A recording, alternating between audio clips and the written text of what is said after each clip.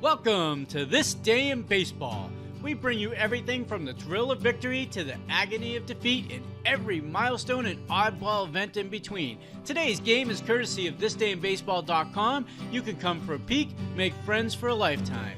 Before, after, and during the game, check out the links below the video and visit the player pages, parks, and teams as you listen to this blast from the past. You can catch us on every social media platform, and I want to do a special thanks to MLB Classic Radio Archives for this broadcast. Now, let's play ball. The Gillette Cavalcade of Sports is on the air.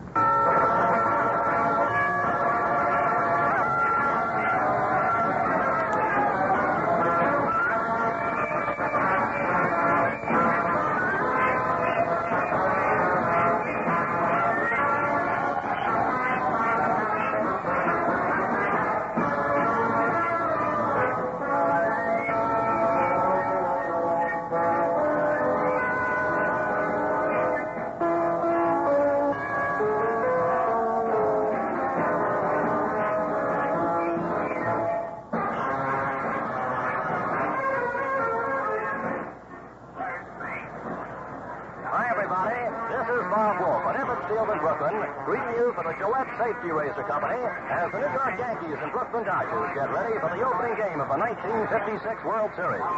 This is the 18th consecutive year that baseball's championship classic is being broadcast on the Gillette Cavalcade of Sports.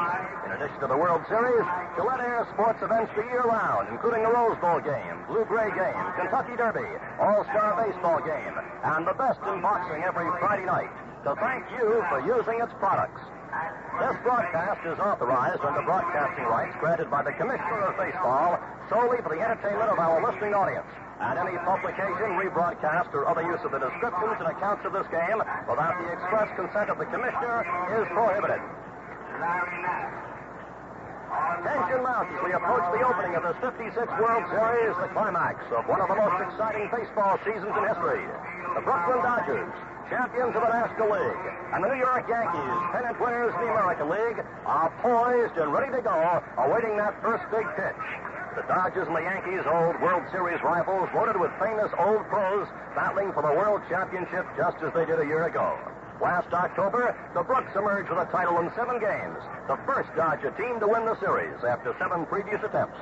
And now the proud Yankees are out to reclaim the honor as standard bearers of the American League. The hour approaches, and baseball fans the world over have their attention focused on this scene here at Ebbets Field.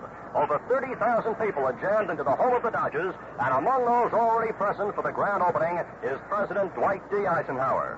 President Eisenhower, who's been known to take a day off from his White House duties to see a ball game at Griffith Stadium in Washington, has made the trip up to Brooklyn to take in this spectacle.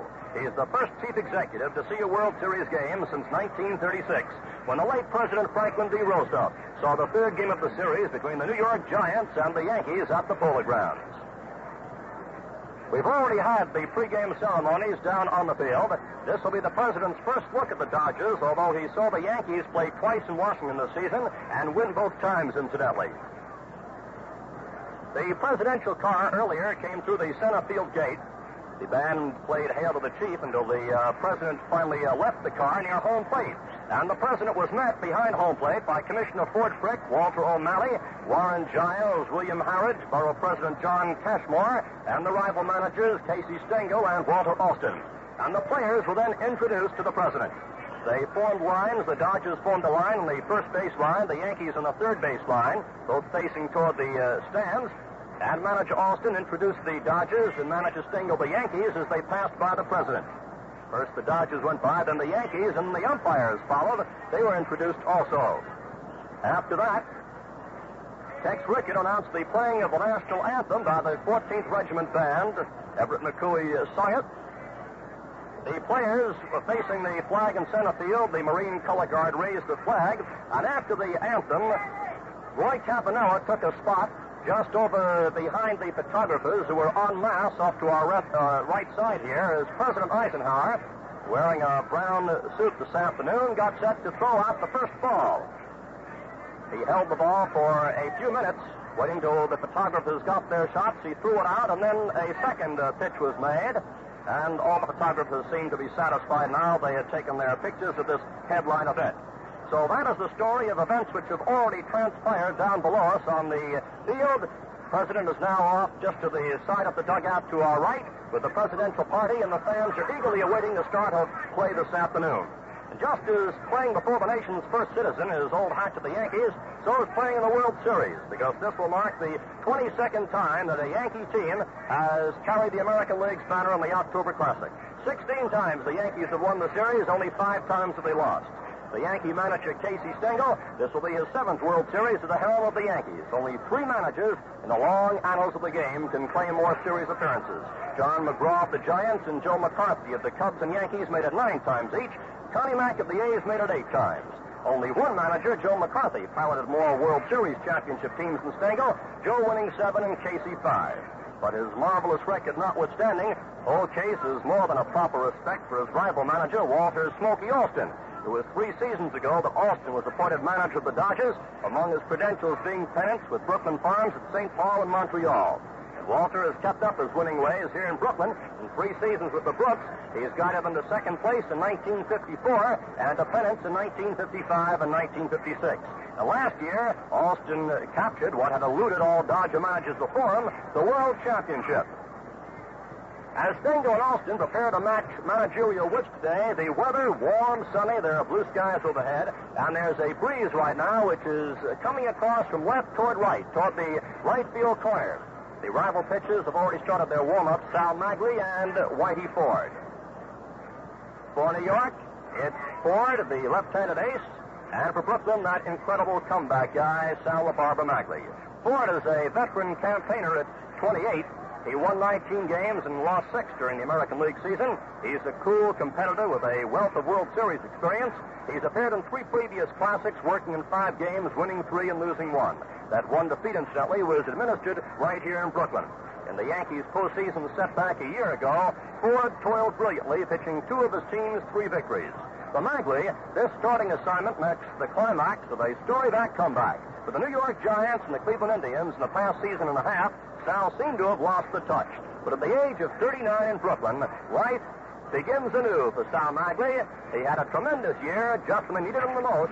One of the most hard of all National League pennant races, Sal lifted the Dodgers to the top over the Milwaukee Braves and the Cincinnati Redlegs. Old man Maglie won 13 games and lost 5, and he gave the Dodgers the big clutch victories in the closing days of this tension-packed 1956 campaign. This will be Maglie's 3rd appearance in a World Series. On the 2 other occasions, he wore the uniform of the Giants. He was a loser to the Yankees in the 1951 Classic, but in the 1955 opener against Cleveland, he set up an extra-inning Giants victory with 9 innings of excellent pitching. Well, I'm just about getting set to jot down those lineups, and I know you'll be interested in finding out who'll be in the ballgame, so I've whipped out and I'm all set to go. But say, folks, I want to tell you about the great new Papermate Capri pen with the piggyback refill. You know, I can't take a chance with a pen that might stop writing or run out of ink. That's why I and the other fellows working this big game are using the new Papermate Capri. Man, the instant you touch this pen to paper, Papermate Silver Point takes off like a fastball. And that piggyback refill is sensational. You take the refill out of the pen and pull it apart, and you've actually got 2 silver points and 2 ink supplies. So if you should damage the point or run out of ink in one section, you just reverse the sections and you're all ready to write again. Yes, with this Papermate Capri, you get a built-in spare refill. So why don't you take my advice and get a new Papermate Capri with a piggyback refill? This will be the 6th World Series meeting between the Dodgers and the Yankees in the last 10 years. Yankees having won 4 times in their so-called subway rivalry. Well, that subway is a little more expensive. When these 2 teams first met in 1941, the subway fare was a nickel. Now it's up to 15 cents. You may recall last year, the Dodgers lost the first 2 games, but still came back to win, the first time that's happened in World Series history. And Pee Wee Reese, captain and shortstop of the Brooks, is the only player in uniform today who's played in all 6 of these series, dating back to 1941. Other famous Dodgers who don't date back as far as the Pee Wee, but who are just as familiar to the postseason classic, are Duke Snider, who has hit more homers in World Series play than any other National Leaguer in history. Snider's in center field. Jackie Robinson, who has been around the horn in the Brooklyn infield, he's holding fourth or third and seemingly responding better to pressure with each succeeding season. Long ball hitting Gil Hodges is at first. And Roy Campanella, the master plotter of pitches, is behind the plate with Carl Furillo of the slingshot throwing arm in right. Not to mention 27-game winner Don Newcomb, who'll get his pitching chance before this series progresses much further. On the Yankees side of the ledger, they're well equipped to meet experience with experience. Mickey Mantle, only 24, will be playing his fifth World Series. Mantle this year won the Triple Crown, the Major League batting, home run, and runs batted in championship. Yogi Berra, regarded as one of baseball's best clutch hitters, will be behind the bat. Billy Martin, the scrapping hero of many a series victory, will be gunning for Yankee revenge against the defending champs. And the irrepressible Hank Bauer, who hit more homers this season than ever before, will be in right. As to the physical conditions of the Dodgers and Yankees, they come up to the opener in real good shape. Mantle says he's ready to go after having aggravated a groin injury in Boston on September 22nd as he was running out of double. Since then, manager Stengel has rested Mickey except for pinch hitting assignment as a precaution. Casey was doubtless remembering last year's sad experience when the injured Mantle and Bauer saw only limited action in the series due to injuries. Elston Howard, who alternates with Enos Slaughter as the Yankee left fielder, had a strep infection in his throat last week, but he's okay now too and ready for action. Because of his 39 years and the frequency of the pressure assignments in the closing days of a National League race, there had been some concern about the physical condition of Sal Maglie. Manager Alston, assured that Sal is okay, gave the nod to Maglie as his first game starter. Exactly a week ago last night in Philadelphia, Maglie was pitching a no-hitter against the Phillies, and again on Saturday, with only 3 full days rest, he came back to throttle the Pittsburgh Pirates 6-2. After the latter assignment, Maglie noted some tenderness in his throwing arm, but says now that he's worked the tenderness out. So we're getting set for the big thrill of the starting of the World Series, and here's how they line up. Bauer in right field for New York. Slaughter left field. Mantle center field. Berra catching. Skowron first base. McDougal at short. Martin at second. Perry at third, and Ford pitching. Dodgers taking the field. For Brooklyn, Jim Gilliam at second base. Pee Wee Reese at short. Snider in center field. Robinson at third base. Hodges at first base. Carl Furillo in right field. Roy Campanella doing the catching. Sandy Amoros in left field. And Sal Maglie the pitcher, and that's the way they'll go. And now we're just about set for the start of the World Series Classic, and it's my pleasure to bring to the microphone for the play-by-play description of the first half of the ball game one of the nation's top sportscasters, Bob Neal. Thank you very much, Bob Wolf, and hello, everybody. We're really proud and happy to be here today, representing the wonderful folks of the Gillette Safety Razor Company in the presentation of the World Series. There's a gay, festive crowd here today, all the way from the top of the President of the United States, and certainly it couldn't pick anybody on the bottom because the Brooklyn fans who have been loyal to their Dodgers are out here in force today. Everywhere, every seat is taken. Standing room is 6 and 7 deep. There's a breeze today blowing from left to right field. And that breeze may be a big factor because here in Ebbets Field, the right field foul line is 297 feet. There's a high fence of 40 feet. And then it breaks away to 376 in right center.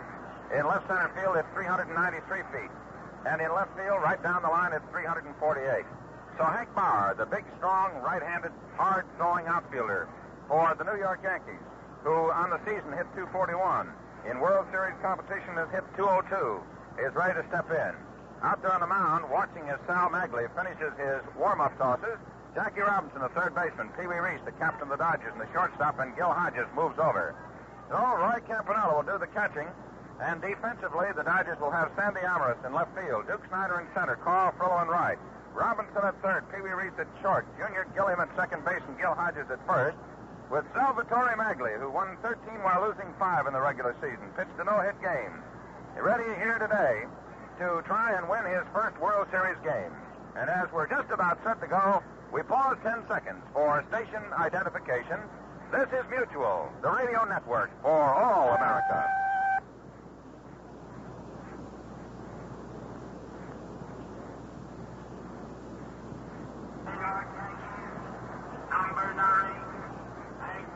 This is Bob Neal with Bob Wolf, and we're all set to go. The first game of the World Series. Roy Campanella moving back to the plate. Out there on the mound is Sal Maglie, who worked 191 innings in the regular season, appeared in 28 games, gave up 154 hits, 53 bases on balls. The outfield playing straight away with Duke Snider 2 steps over in left center field. Left side of the infield has Robinson guarding the foul line at third. The pitch coming. A strike call. Curveball. It got the outside corner at the belt. So the first pitch of the first game of the World Series is a strike from Sal Maglie. Maglie is a rather slow worker. He usually takes that glove off after every pitch, rearranges that cap, and then looks in very calm and cool. They call him a surveyor. He's ready to pitch to Bauer. Swing on a curve. He doesn't get it. Strike 2. So the barber, shaving with that Gillette, is trying to shave Hank Bauer. And Bauer, with that big number 9, is trying to get on. Carfellow deep in right field. Backed up now is Jackie Robinson with the thread of the bunt off. Ready now, the 2-strike delivery. Curveball low outside. Ball 1. 1 ball, 2 strikes now as Sal Maglie pitching to the leadoff batter for the New York Yankees.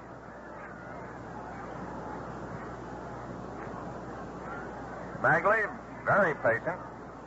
Had 3 shutouts, 1 no-hitter, had an earned run average of 2.87. He shakes the sign off from Roy Campanella. He's ready to work, and the 1-2 delivery comes down. It's a curveball low outside. 2 balls, 2 strikes. On deck for the Yankees, Enos Slaughter. This is Enos' first World Series game as a member of the Yankees. Hank Bauer has been in 6. This is his 7th. So Sal Maglie has run the count to 2 balls, 2 strikes. He looks in very carefully. Has his sign into the windup, and the pitch on the way. A curveball hit down the third base side. Robinson's got it. Fires over to Hodges. 1 out. Jackie Robinson moved in 2 steps. Got that ball and fired it over to Gil Hodges at first, and the Yankees have 1 out. Enos Slaughter, left-hand batter, who currently, at the end of the current season, hit 289, and in World Series competition has hit 295, is in there. Left-hand batter. Pitch coming to Enos, a fastball low outside. Ball 1. Slaughter has been in 2 World Series appearances with the St. Louis Cardinals. In 12 games, hit 295. Enos wears number 17, bats on the left side. Halfway deep in the batter's box. A pitch by Maglie, a fastball inside. So the count to Slaughter, 2 balls. 1 out in the top of the first inning, the Yankees batting. First game of the World Series. And a bright, beautiful day. The sun shining over Ebbets Field in the borough of Brooklyn. The outfield pulls a few steps to the right now with Duke Snider in right center field. A pitch to Slaughter. Curve on the inside corner, just above the knees. Strike call. 2 balls, 1 strike. Umpire Babe Pinelli calling the balls and strikes. Hank Soar of the American League at first base. Dusty Barges of the National League at second, and Larry Knapp of the American League at third. Leaning in for a sign, Sal Maglie, the 2-1 pitch. A curve inside. Ball 3. 3 balls, 1 strike.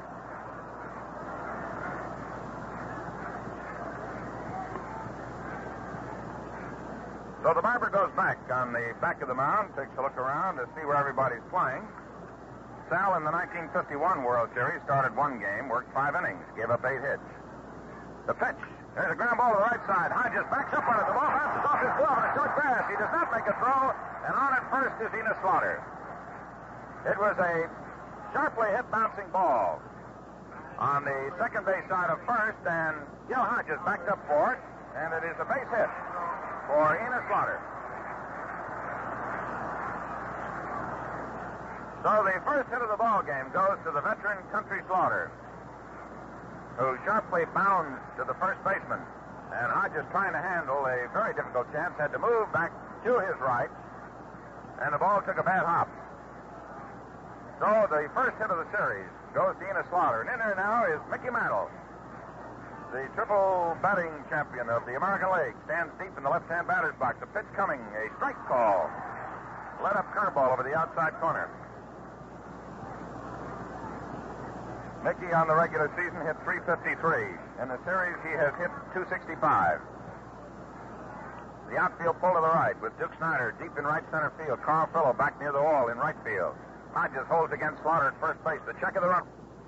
Pitch coming. There's a drive that's going to go over the wall for a home run.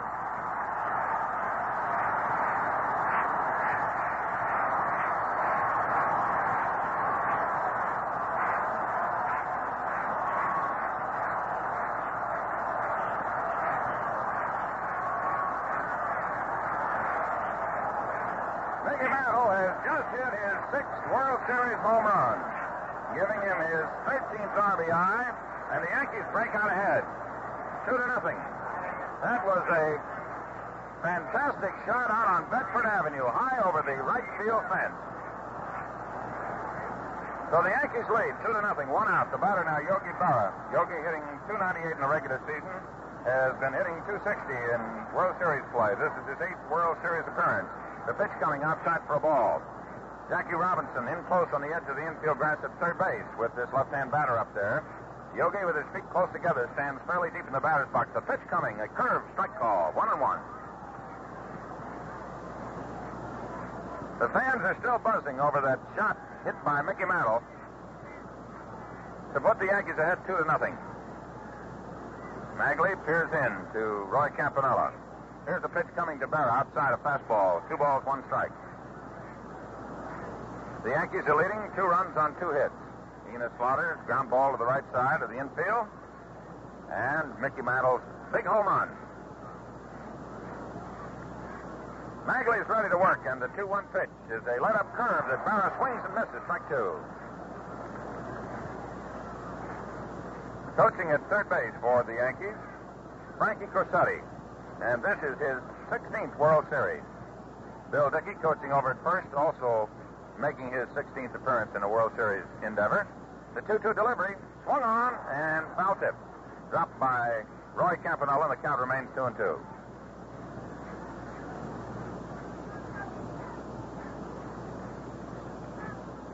Sal Maglie working out there very cautiously, slightly stunned by the big blow.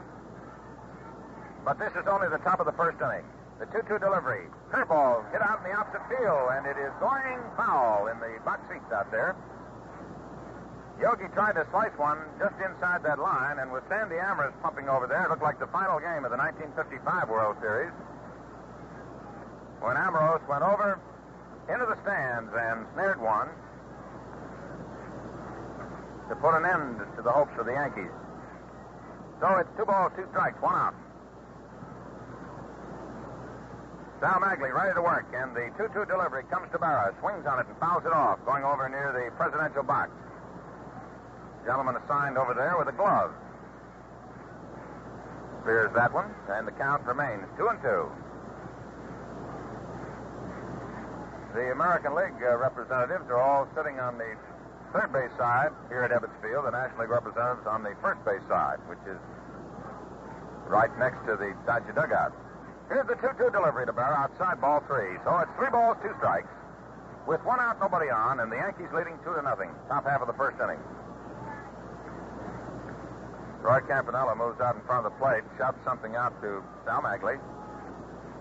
The barber, wearing number 35, moves back to the edge of the mound, rubs the ball up. Jackie Robinson shouting encouragement into him from his third base position. Robinson shade over near the shortstop spot. Here's the pitch. Outside, ball 4. So the first walk goes to Yogi Berra. The Yankees have their catcher, Yogi Berra, on at first base, and the batter's Bill Skowron. Bill, in the regular season, hit .308.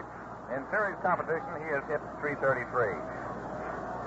And for young Mr. Skowron, he was in the 55 series, and this will be his second. He's known as the Moose. He's a big, strong, strapping young man, and he wears number 14. Feet fairly close together. He's halfway deep in the right-hand batter's box. The outfield playing him straight away. Berra leads away. Hodges holds against him. The pitch coming. A curveball, a beauty for a strike. The Dodgers have Don Besson working in their bullpen.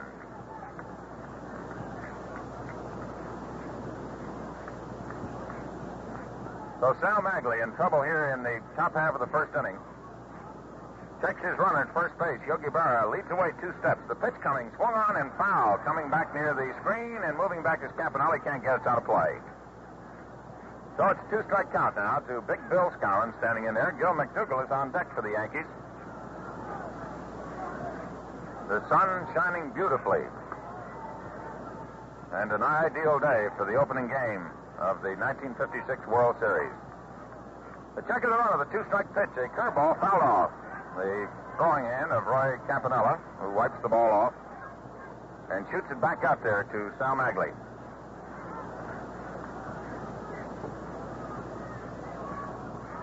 Sal, in some of the stories that have been written, has been referred to as the Rookie of the Year.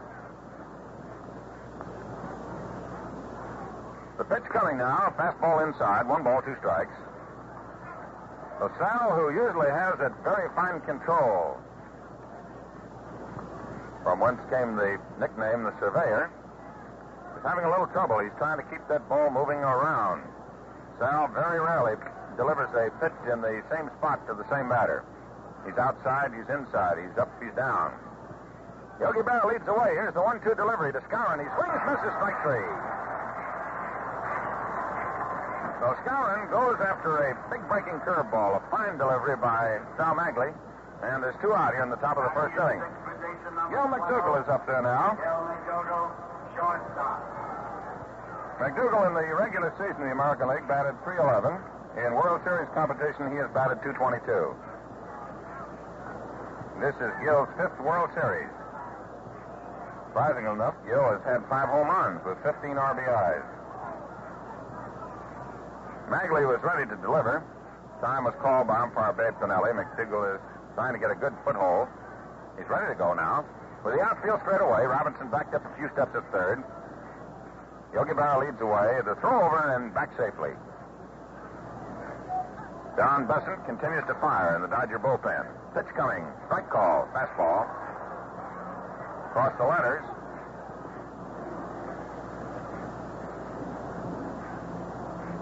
Maglie taking the glove off. Looks in. Sal leans on his left knee. Checks Yogi Berra over at first base. Yogi leads away 2 steps. The pitch coming. Swings on a curve. Misses. Strike 2. So the barber seems to be getting his curveball snapping in there. He broke off a beauty. Same pitch that Bill Skowron struck out on. Maglie has 1 strikeout. He has given out 2 hits, 1 walk, and Yogi Berra's on at first. Maglie ready once again. Checks Berra at first. Here's the 2-strike delivery. A curveball, strike 3. So Gil McDougall strikes out to end the inning for the Yankees. But New York gets 2 runs on 2 hits. There were no errors. 1 man left on. And at the end of the first half inning, the score, New York Yankees 2 and the Brooklyn Dodgers nothing. And right now, to help you enjoy the game more, baseball's official encyclopedia, the big comprehensive $5.95 Standard Authority, is available in a vest pocket edition. It contains the cream of the big book, and it's free with purchase of the Gillette razor. This 320-page digest is crammed with baseball history and highlights, current players, their nicknames, birth dates, lifetime records, how they bat and throw, World Series and All-Star Game results, the Hall of Fame, diagrams and seating plans of all Major League parks, and much, much more. You get this valuable book attached to and free with the Gillette Super Speed Razor that gives you superb shaves, clean, refreshing shaves. A store near you has the World Series special, Gillette Super Speed Razor, Gillette Blue Blade Dispenser Travel Case, and Official Encyclopedia of Baseball, all for just $1, regular price of the razor alone. In the last half of the first inning, the Brooklyn Dodgers now will have their turn. They will go against Whitey Ford.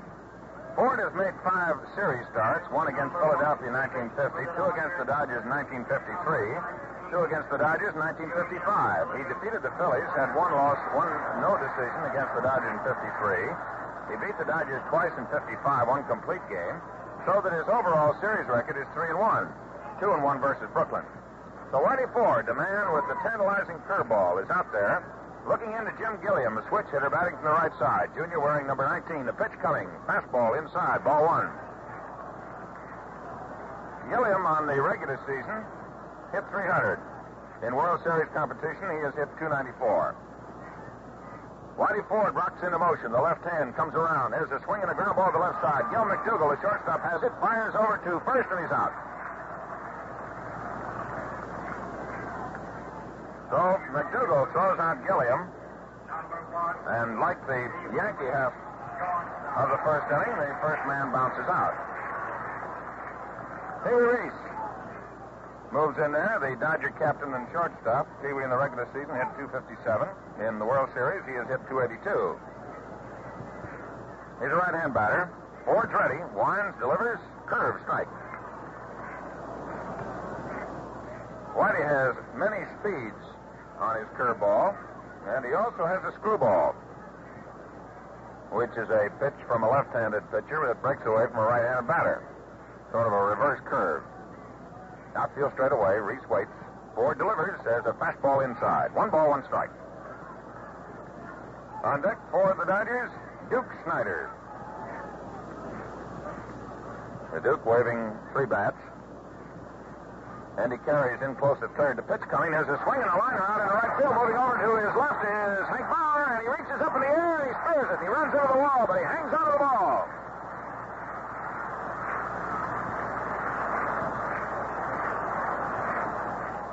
Pee Wee Reese tried to slap one out into right field, and Bauer came charging over near the foul line, grabbed the ball, rang it right into the flagpole, but hung on. So there's 2 out. And Whitey Ford, in rather quick fashion, has disposed of the first 2 Dodgers to face him. Duke Snider in there. The Duke hit .292 in the regular season. Led the National League in home runs. Looks at a fastball over the inside corner for a strike. Duke with 43 home runs has 9 home runs and 20 RBIs in World Series competition. Ford delivers a curveball swung on the slow tap of the right side. Coming in is Skowron. He tosses over to Ford, covering his out. Nice play by Whitey Ford, who charged over to cover first base as Bill Skowron took the top roller off the bat of Duke Snider. So in the last half of the first inning, the Dodgers go down in 1-2-3 order. No runs, no hits, no errors, and nobody left on. And at the end of the first inning, the score is the New York Yankees 2, the Brooklyn Dodgers nothing. It's piggyback, Jack, piggyback, Jill, get paper mates built-in spare refill. Old Paper Mate has a new pen There's none to compare. with the Piggyback, refill you've always a spare. with 2 points. To its supply, If you're student, policeman, or clerk, you can be sure with a Paper Mate. you'll always finish your work. No more aggravation. You won't tear out your hair. See the demonstration of the piggyback spare. Paper mates $1.95. It's the most It's the end. dry man alive. Buy a Paper Mate. You'll say it's great when you write with a Paper Mate pen. It's piggyback, Jack, piggyback, Jill, get Paper Mates built-in spare refill. And don't forget, the amazing piggyback refill fits all Paper Mate pens. Sal Maglie is ready now to face the number 7 batter in the Yankee lineup today, Billy Martin. Billy, who has been a very important part of the Yankee drive this year, the American League pennant, steps in there, wears number 1. Outfield straight away for him on the Brooklyn side. The pitch coming, curve, strike called. Sal has a very sharp breaking curve. It hopped right over there. Billy took a look at it, and it was a strike. Ready is Maglie, the 1-strike delivery. Swung on, he pops one back of the plate. Coming back is Roy Campanella, right down below us, and he's got it for the out.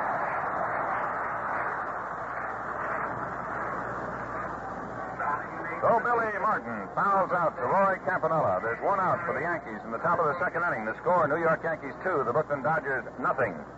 In the event you've joined us late, in the first inning for New York, Enos Slaughter, after 1 out, single, Mickey Mantle stepped up and hit one over the wall in right field for a home run.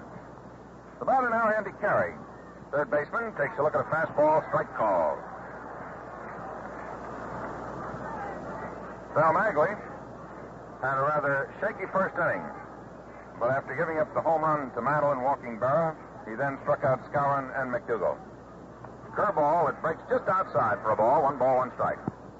Jackie Robinson at third base, 2 steps off the edge of the infield grass. The pitch coming, has a curve, he swings and misses. Strike 2, 1 ball, 2 strikes. So Andy Carey, who does certainly not believe that the curveball is an optical illusion, steps out to get a little dirt. That ball really dense, low and outside away from him. The outfield straight away. Wind blowing out towards right field. Beautiful sunshiny day. Pitch coming. Curve, checks his swing, breaks over the outside corner for a strike. So Andy Carey becomes strikeout victim number 3 for Sal Maglie. And with 2 out in the top of the second inning, it brings up the pitcher of the Yankees, Whitey Ford. Whitey is a pretty good woodsman. That's as he throws from the left side. The outfield plays him almost straight away. Snyder now shading him 2 steps over in right center. In close at third is Robinson. The pitch is strike called. Full curveball that popped right over the center of the plate. It started outside. Yankees have 2 runs and 2 hits. The pitch coming now to Whitey Ford. A fastball. It's a little on inside. 1 ball, 1 strike. Carl Frillo, rather shallow in right field. Duke Snyder 2 steps over in right center. And in left field is Sandy Ambrose. Coming up for the Dodgers in the last half of the second inning will be Robinson, Hodges, and Frillo.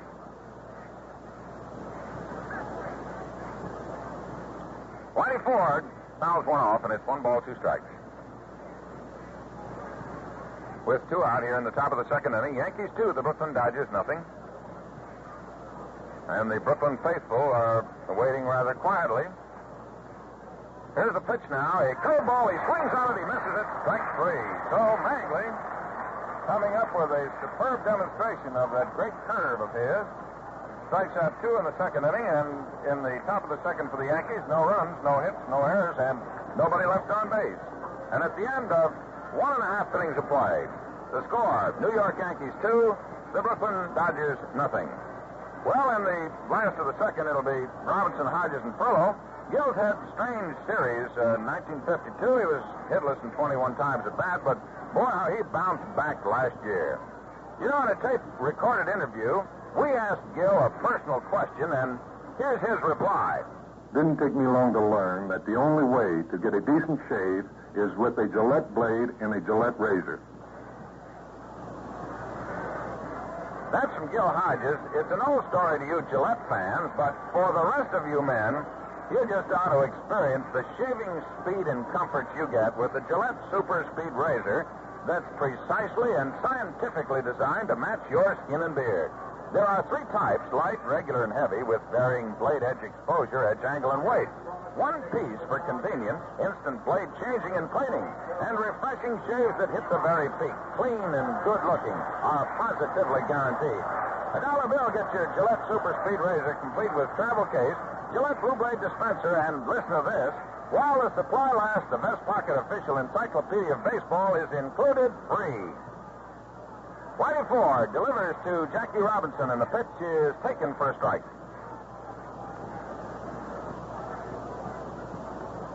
Robinson, who stole home last year, hit .275 in the regular season, swings on this one. A ground ball foul down the first base line. Jake Pittler moves over, but big Bill Skowron comes over to glove it, and the count is 2 strikes. Robinson in series play has hit .230. The Yankees are leading 2-0. The Dodgers here at bat in the last half of the second inning. Jackie has had a lot of World Series experience. 1947. Pitch coming in the dirt. And it's blocked by Yogi Berra. 1 ball, 2 strikes. 1947, Jackie played first base. 1949, second base. 52, second base. 1953, left field. And in 55, third base. So a new ball now goes out to Whitey Ford. That one being scuffed up when it broke down into the dirt. Count 1 ball, 2 strikes. Gil McDougal at shortstop playing deep. Andy Carey at third base, backed up and guarding the foul line. Deep in left field is Ina Slaughter. And in center field, Mickey Mantle. Whitey Ford looks into his catcher, Yogi Berra. Here's the 1-2 delivery coming to Jackie Robinson. Swings on it. There's the drive going deep in the left field. Right back for it. Is Slaughter. The ball is in the stands for a home run.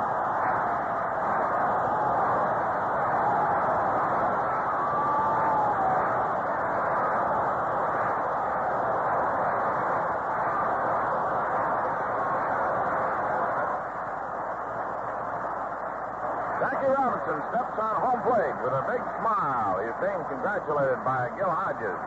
and by Carl Froh, and the score is now 2-1. That's the first hit off Whitey Ford, and it was a resounding smash. For Jackie Robinson, that is only his second home run in World Series play, hit one in 1952. Gil Hodges is up there now. Gil with the sure hand and the big bat. Hit 265 in the regular season. The pitch coming, a curveball, high outside, ball one.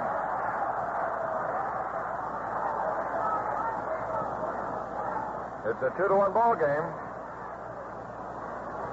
Outfield straight away. Ford takes his big windup and the pitch coming. A curve that's outside, ball two.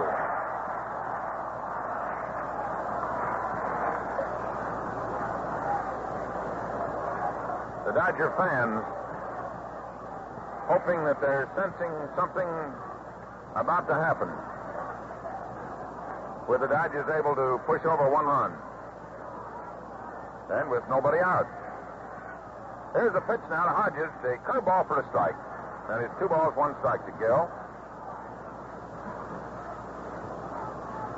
On deck is Carl Furlow. Hodges, wearing that number 14, right-hand batter, stands deep. Chokes up about 2 inches from the end of the bat. Now slides his hands back down. A pitch from Ford. One on is the drive into center field. Coming on is Mickey Mantle. And he's still coming. He can't get it. That ball was a fooler. It sounded and looked when it started off like it was a drive going deep into center field. After it passed about 20 feet beyond second base, it lost its power and dropped in there. So Gil Hodges with a single is on at first. Nobody out. The score is New York Yankees 2, the Brooklyn Dodgers 1, and the batter is Carl Furlow. Furlow has, in World Series play, hit 273. Regular season hit 289. The outfield shaded around a few steps to the right. Pitch coming. Fastball outside. Ball one to Furlow. Billy Herman coaching at third base. Jake Fiddler, the veteran of the Dodger coaching staff, at first. Bill Skowron holding against the runner. Hodges at first. Slaughter is back against the wall in left field. Ford checks his runner. Goes to first with his throw, back safely. Whitey, during the regular American League season, picked off a number of runners. He has one of the best moves by a pitcher to first base. Hodges leads away. A curveball snaps over for a strike. 1 ball, 1 strike. Nobody out, and a runner on at first, and the Dodgers have the potential tying run on at first. The hits are even. 2 for the Yankees, 2 for the Dodgers. Each team has come up with 1 big home run. There's a curve low. Ball 2. 2 balls, 1 strike.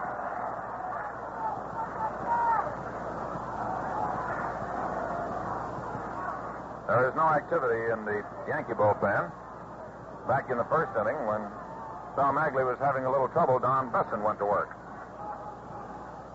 Whitey Ford looks things over, standing out there on the top of the hill. He throws over again, casually to first, and back again is Gil Hodges.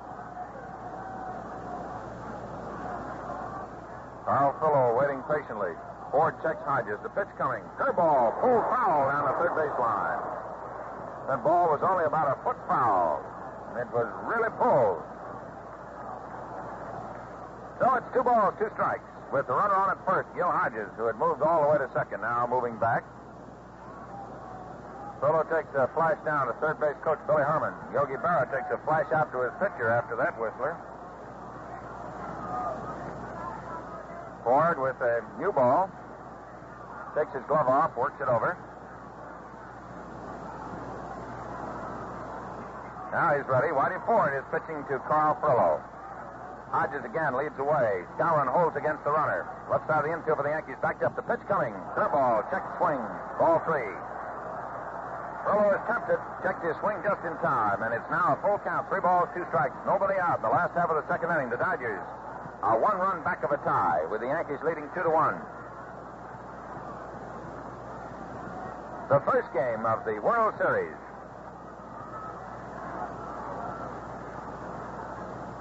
The breezes are blowing out in the direction of right field.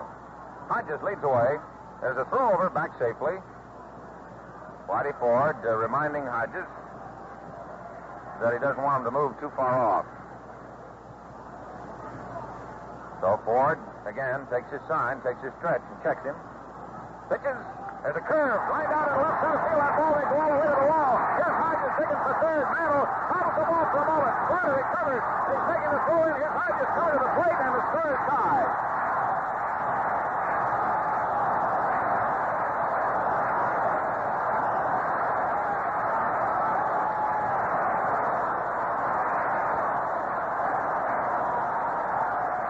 Lined that ball out into left center field. Mickey Mantle, who is shaded over in right center, raced over to cut it off. The ball bounced off his glove for a moment, and Furlow went on into second, and Hodges scored all the way from first. So it will go as a two-base hit. Run batted in for Carl Furlow. Score is tied. So the batter now is Roy Campanella. There's a right-hander going to work in the Yankee bullpen. Looks like big Johnny Cook from here. The pitch coming to Campanella. Strike call. Carl Furlow is on at second base. Nobody out. Last half of the second inning. Score tied 2-2.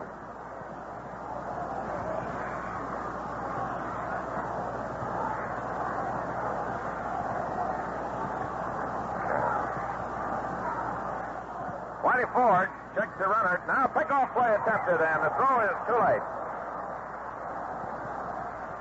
Furlow getting credit for a two-base hit that drove in Gil Hodges all the way from first. Here's a pitch to Campanella. Fastball outside, and it's 1 ball, 1 strike. And Whitey Ford's in trouble.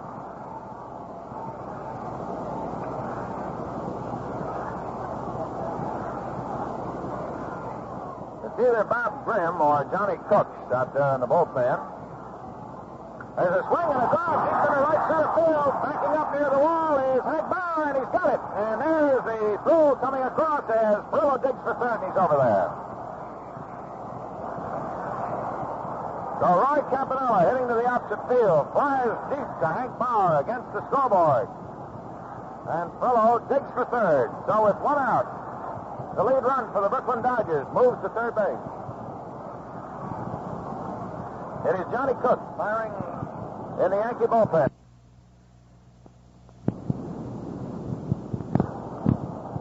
Johnny is a big, tall, right-hand side armor. There's Sandy Amos, left-hand batter. Sandy, number 15, has really had the big bat for the Dodgers in the final week of the regular scramble.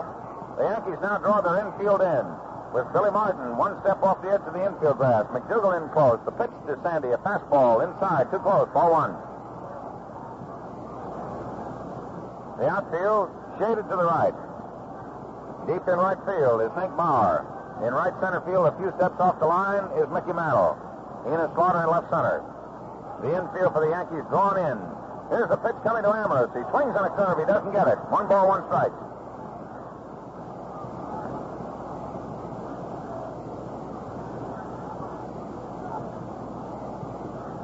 Sandy, who's from Matanzas, Cuba, was in the 52 World Series as a pinch runner, and in 55 played left field and center field. Pitch coming from Whitey Ford, a curve sweeping low and outside. 2 balls, 1 strike. Last half of the second inning, the score tied at 2 runs. The Dodgers have 3 hits. Ambrose had a home run in 55. He walked 4 times, struck out 4 times. Hit .333, had 3 RBIs. Whitey Ford looks over to Carl Furlow, who moves down the line. There's a throw there, and a ball hit the third baseman Andy Carey, but Furlow holds at third.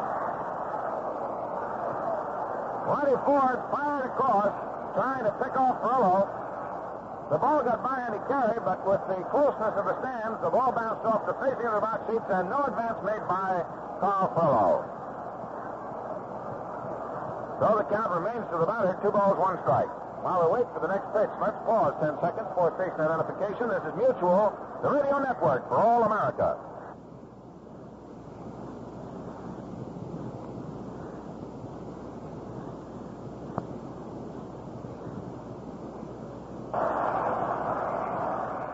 Sandy Ambrose up there, takes a swing on a curve. He doesn't get it. Strike two. 2 balls, 2 strikes.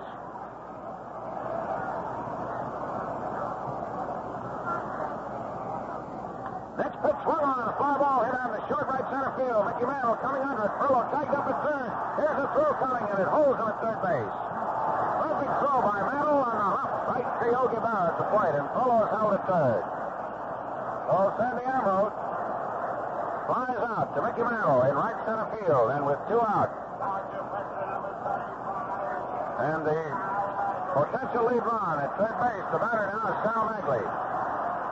Maglie has been a rather important man with that wood for the Dodgers in the scramble for the National League pennant this year. He's come up with some rather interesting base hits. Still working in the bullpen for New York, Johnny Cooks. Whitey Ford, who gave up consecutive hits, a home run to Robinson, a single to Hodges, and a double to Furlow.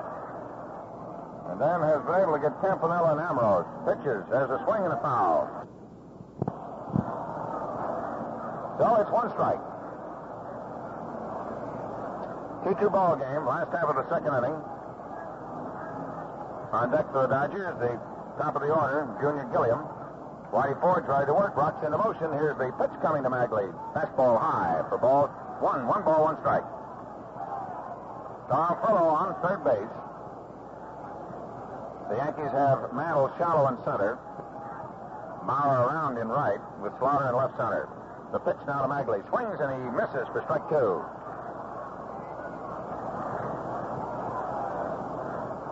Sal sort of chokes up a little on the bat just prior to the pitch and tries to sort of cut that ball through the infield. Ford looks into Yogi Berra.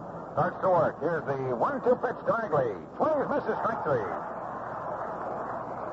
So Whitey Ford gets out of the inning, but not before the Brooklyn Dodgers have tied it up. For Brooklyn, the second. 2 runs on 3 hits. There were no errors. 1 man left on base. And at the end of 2 complete innings of play, the score, New York Yankees 2 and the Brooklyn Dodgers 2. Look sharp, feel sharp. Be sharp and listen, mister. How you feel, how you feel, you better make sure you have enough. Cause a worn out flame makes saving mighty tough. How you feel,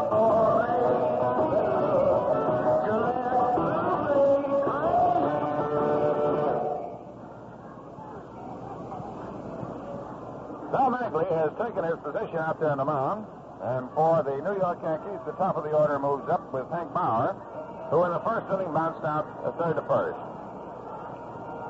Well, with both clubs loaded with the young men with the powerful biceps who can swing those big bats, a 2-run lead at any time in a World Series game, especially between these 2 ball clubs, is relatively insignificant. Because 1 big swing of that bat can just change the score quickly, as evidenced by the first 2 innings of this game. The Yankees going ahead 2-0, then the Dodgers getting back. Here's Bauer in there. Maglie's ready to pitch. A curve, strike call. Outfield for the Dodgers straight away with Sandy Ambrose in left and Duke Snider in center, and in right field is Carl Furlow. Hank Bauer has asked umpire Dave Pinelli to look that ball over, and he has. No scuff marks. Back out it goes to Sal Maglie. Sal from Niagara Falls, New York. Ready now with the 1-strike delivery. It's over for strike 2.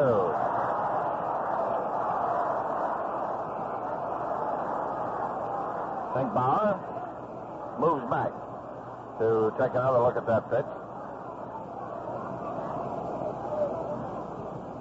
Roy Campanella down there. Ready now is Maglie, and the pitch coming to Bauer. Sidearm curveball. Just missed the outside corner for a ball. 1 ball, 2 strikes.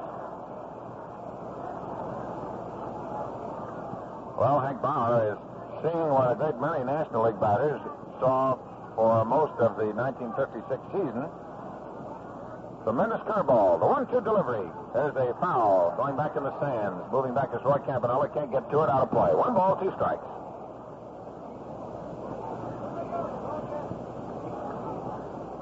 It's rather interesting to look on the two sides from our vantage point. To the right, of course, the first base side, the National League side. And when the American League team representative, the Yankees, are up, they're a little apprehensive. Pitch coming, curveball, foul, out of play, going over to the top of the roof, and the count remains 1-2. And then when the Dodgers are at bat, towards the third base side, or the American League side, notice the apprehension that creeps into their faces as they realize that the Dodgers, with some of their big men, are moving up to take a swing. So the outfield straight away. Maglie with the 1-2 count to Hank Bauer is ready to work. And the 1-2 delivery. Curveball low outside. Ball 2. 2 balls, 2 strikes. Jackie Robinson at third base for the Dodgers moves back 2 steps further. He's about 5 steps off the edge of the outfield grass at third. Reese is deep at short. Gilliam deep at second. And Hodges shaded over about 10 feet off the foul line at first. The pitch. Bauer swings, and he flips one out in the left field, coming on to Sandy Evers. Can't get to it. It's a base hit. Bauer did not try to overpower that ball. He just met it and popped it out there in the left field. So it's a base hit, and Bauer's on. That is hit number 3, and the hits are even. The Yankees have a home run by Mickey Mantle, a single by Slaughter, a single by Hank Bauer. The Dodgers have a home run by Jackie Robinson, a single by Hodges, and a double by Frollo. The batter is Enos Slaughter. The pitch coming. Curve is inside and low. Ball 1. Slaughter started the Yankee scoring going in the first inning when he singled off the glove of Gil Hodges at deep first base. Bauer leads away. The pitch to Slaughter. Low for a ball. 2-0.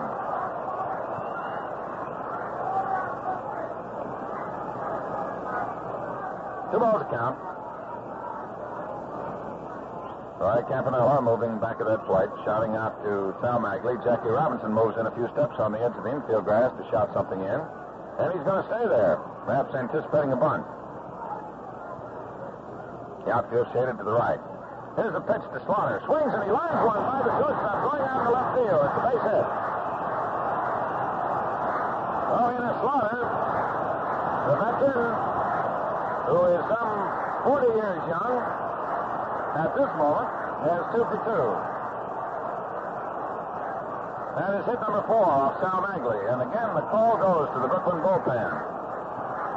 Score tied at 2 runs. And the batter now is the bomber, Mickey Mantle. Mickey with a tremendous home run drive over the right field wall his last time up. Don Besson again starts to go to work in the Dodger bullpen.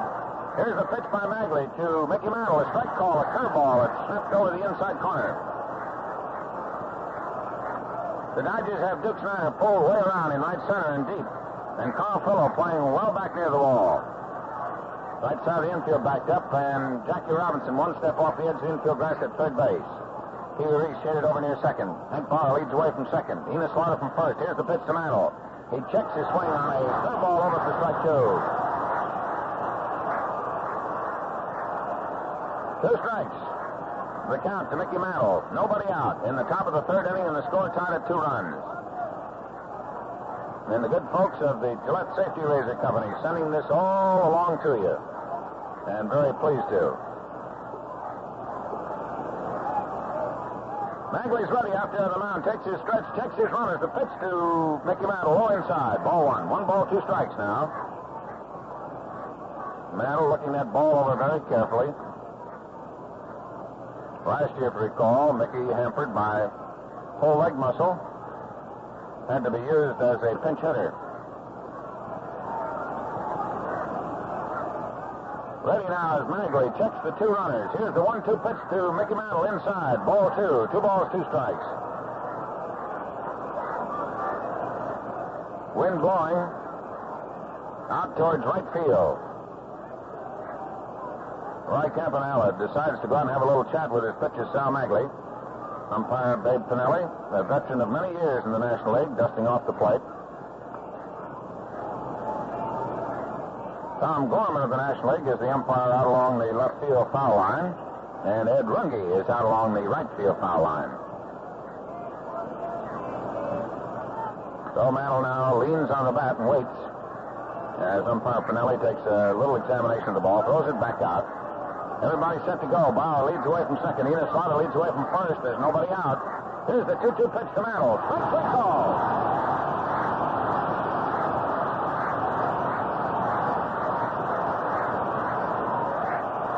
That is strikeout number 5 for Sal Maglie.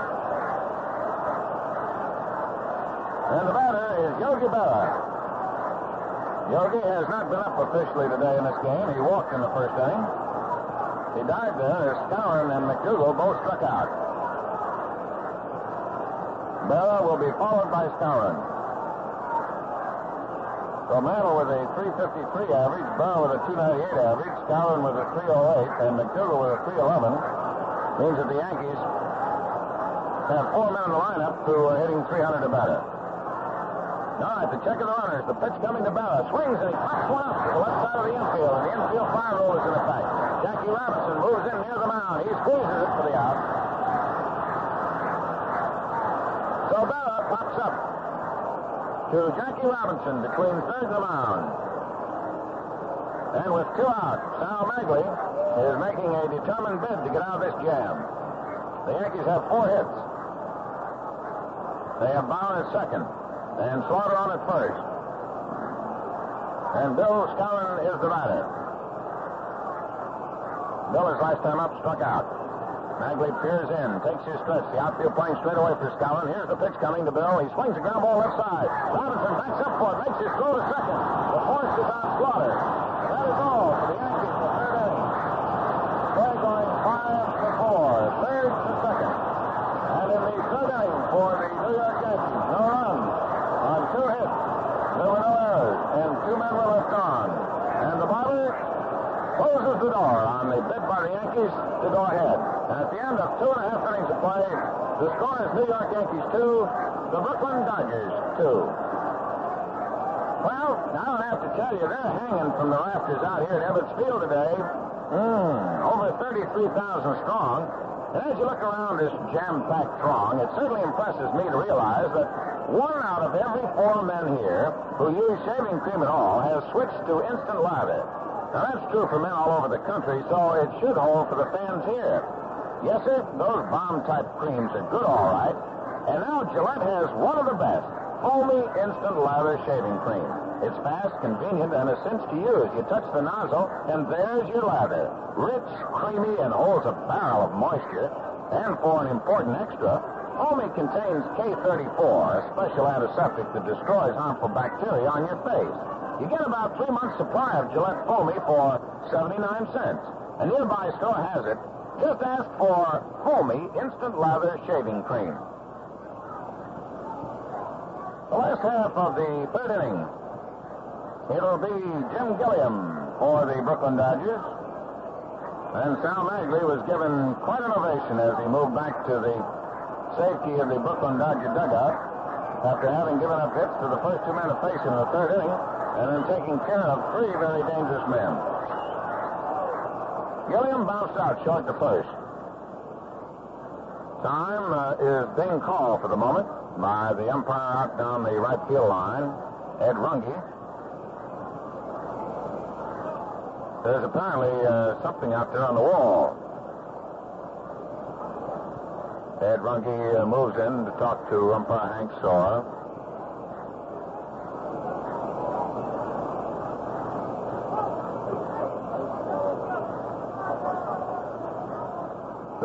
Asking for a determination now of the ball hitting out there in right field. Up on top of the railing with the flags, I believe, having flipped over because of the wind. There may be a question of a ball hitting into the flag, and I believe that the interpretation has been made that it will be a ground rule double. Umpire Babe Pinelli called out manager Walt Holston, and the manager Casey Stengel of the Yankees. Ball that lands on top of the first section of the fence where the flags are will be a ground rule double. The pitch to Junior Gilliam by Whitey Ford is low and inside for a ball. Ford is ready, delivers, and it's a strike call. 1 ball, 1 strike. Gilliam, the switch hitter, batting from the right side, chokes up about 3 inches up on the handle of the bat, swings over a close stance with his left foot close to the plate. Ford's ready. The left arm comes around with a 1-1 delivery. Strike 2 call. Got a good fastball over the outside corner, just above the knees. So it's 1 ball, 2 strikes. The Yankees have 2 runs on 4 hits. They have committed no errors. The Brooklyn Dodgers have 2 runs on 3 hits, and they play errorless ball. Ford's ready. Rocks into motion. The 1-2 deal is swung on and foul. Count remains 1-2. Ford retired the first 3 men to face him in the first inning, but then in the second gave up a home run to Jackie Robinson, a single to Hodges, and a double by Perillo, driving in Hodges with the tying run. But then Ford got Campanella, Ambrose, and Maglie. He's ready. 1-2 deal is inside, goes all the way back to the backstop. But with nobody on base, no harm is done other than the count goes to 2-2. 2 balls, 2 strikes. This is the last half of the third inning. Score tied at 2 runs. The outfield straight away. Deep and left is Enos Slaughter. Gil McDougall shaded over near second at shortstop. Here's the 2-2 delivery. Swung on, fouled off. Got a piece of this one. So the count remains 2 balls, 2 strikes to Jim Gilliam.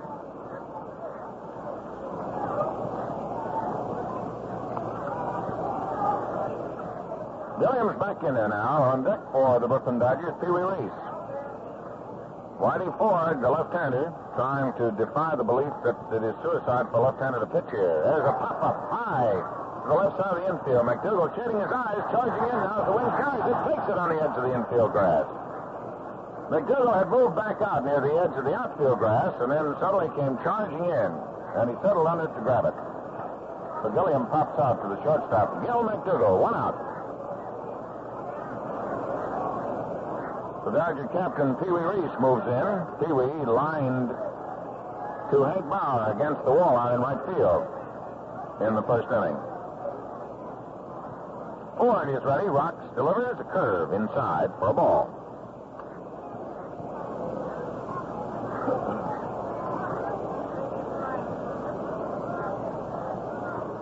Whitey's ready, deals a 1-ball delivery, a strike call. He gets a good slider in there for a 1-1 count. 1 ball, 1 strike, 1 out.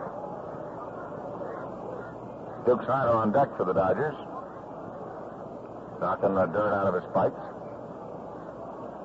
Ford is ready to work and deals with a 1-1. It's low outside for ball 2. 2 balls and 1 strike. Whitey had a 19-6 record in the American League. Had the best 1-loss percentage. Worked in 31 games in the American League season. Worked 226 innings, gave up 187 hits, 84 bases on balls, 139 strikeouts, and had 2 shutouts. So Edward is ready to go. The 2-1 pitch coming to Pee Wee Reese is outside, ball 3. 3 balls, 1 strike. Reese now takes a flash down to Billy Herman, coaching at third. See what the pleasure of manager Walt Alston is, whether he is to take this pitch or whether he is to try and level it off. Well, we shall see. Yankee outfield straight away. 3-1 delivery. Takes for a strike. 3-2.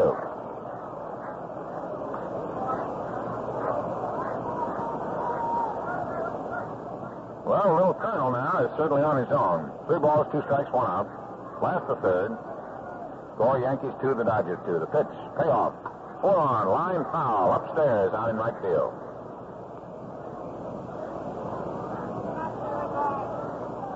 Pee Wee wears that number 1 on the back of his uniform.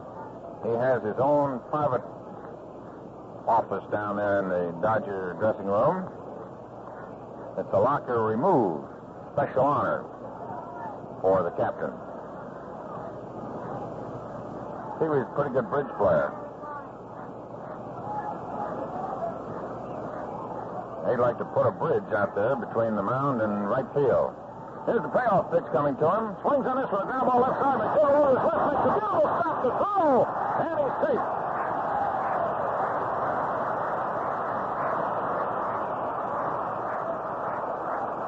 Gil McDougal went deep to his right. Back in the hole. And he backhanded that ball. And his throw was just a fraction of a second too late to get Pee Wee Reese, who is credited with a base hit.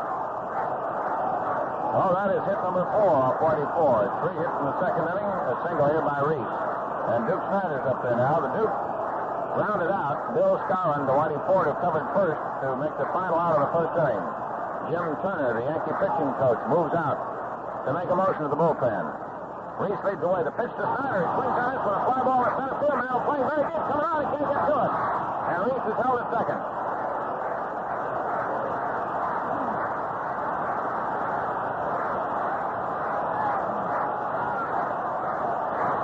The Dodgers are cooking. And Johnny Cooks goes to work. And here comes Casey Stengel out to talk to his pitcher.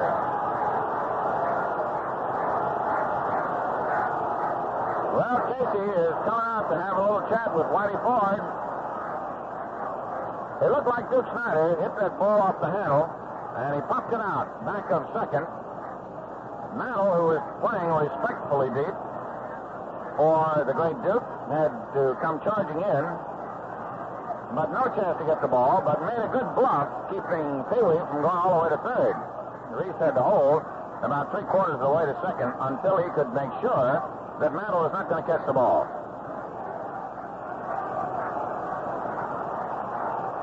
The Brow, the bat boy for the Dodgers, is now the helmet boy for the Dodgers as he picks up the plastic laminated liners and replaces them with the baseball caps. In there now is Jackie Robinson. 2 men on. 1 man out. Last of third. The pitch coming to Jackie. Swings on this one. Last one deep into left center field. Mantle back near the wall. Makes the grab. And here's the throw to third. Reese holds at second base. Jackie Robinson trying to pick up his second home run of the game. Hit one deep into left center field. But Mickey Mantle was there to squeeze it for the out. But the Dodgers have 2 men on, 2 men out, and Gil Hodges the batter. Gil single to center field in the second inning. Johnny Cooks continues to pump out in the Yankee bullpen. Casey Stengel and Jim Turner having a little chat up on the top step of the Yankee dugout. So Hodges moves in. Gil holding that bat right on the end. Wearing number 14. Outfield straight away, Slaughter deep and left. Reese leads away. The pitch coming inside, a curveball, ball 1. The Dodgers now have 5 hits off the offerings of Whitey Ford. The Yankees have 4 hits off Sal Maglie. Each team with 2 hits in the last half of the third. Reese at second. Duke Snyder on at first. Reese leads away. The pitch to Hodges is swung on and foul. Yogi Berra trying to grab it quickly. Hit it with the back of his hand and pushed it off into foul territory. So we're going to have a little conference out there between Whitey Ford and Yogi Berra. And while we wait for Yogi and Whitey to finish their chat, let's pause 10 seconds for station identification. This is Mutual, a radio network for all America.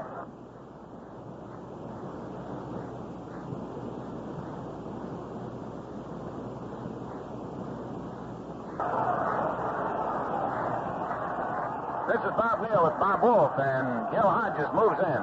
The outfield straight away with Slaughter deep and left. 2 men on, 2 out. The 1-1 delivery. Swung on. Here's the drive. Deep to left field. That ball is going for a home run.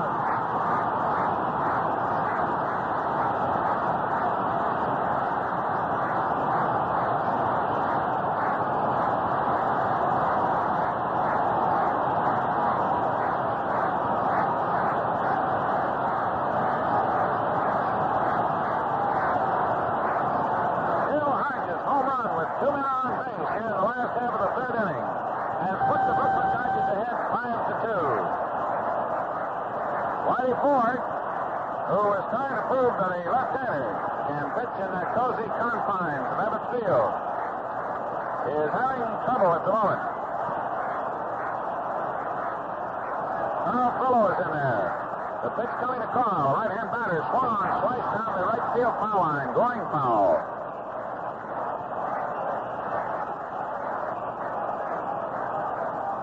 For Gil Hodges, that is his 4th World Series home run. He hit one in 55, one in 53, and one in 49. The one-strike delivery to Furlow. Soft curve is outside. Ball one. 1 ball, 1 strike. The Brooklyn Dodgers, 5 runs on 6 hits and no errors. The Yankees, 2 runs on 4 hits and no errors.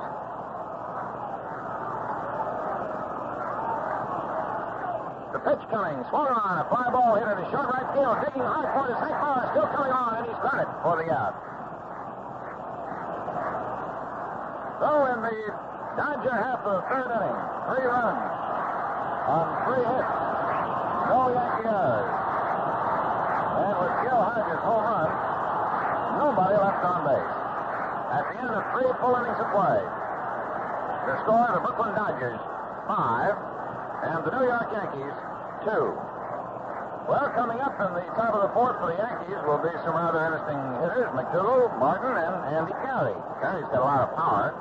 You know, Andy's real name is Andrew Arthur Nordstrom, and he was born 25 years ago in Oakland, California.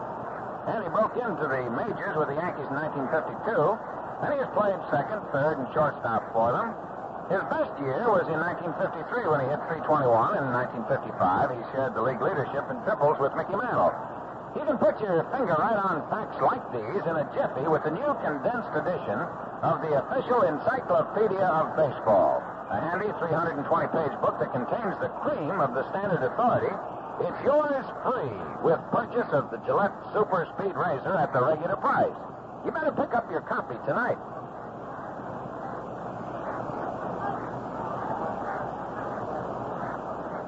Well, the fans are buzzing a little because we've had some pretty big home runs. Gil Hodges with his big 3-run blast. Jackie Robinson with his solo home run in the 2nd. And, of course, Mickey Mantle with his big home run in the 1st inning.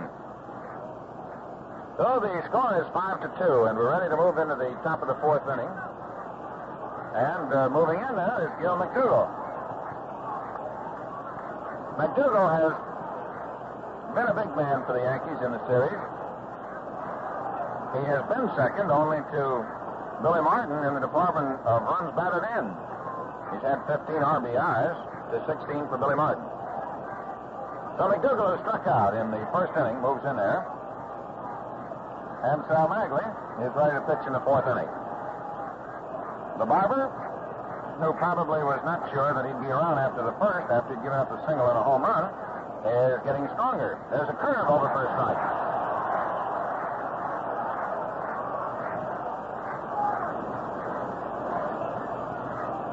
Sal Maglie, with that good curveball and the different speeds,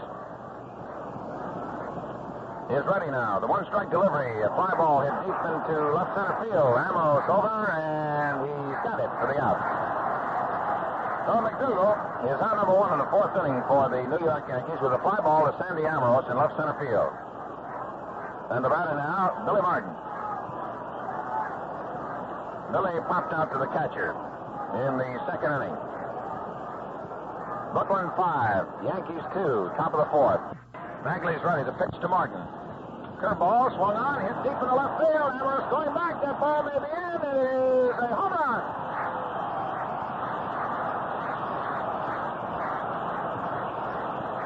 So the home run parade continues. And that is run number 3 for the New York Yankees. It is hit number 5 of Sal Maglie. It is the 2nd home run pitch that Maglie has delivered. The Dodgers also have had 2 home runs, but one was for 3 runs off the bat of Gil Hodges in the 3rd inning. So it's a 5-3 ball game. And the batter now is Andy Carey. Andy, called out on strikes, takes a curve high and outside for ball 1. Andy has good power. Where's that number 6? Jackie Robinson, 2 steps off the edge of the infield, guys at third, outfield straightaway. The pitch coming, a curveball for a strike, 1-1. Beautiful curve, started right at this right-hand batter and then snapped right over the plate.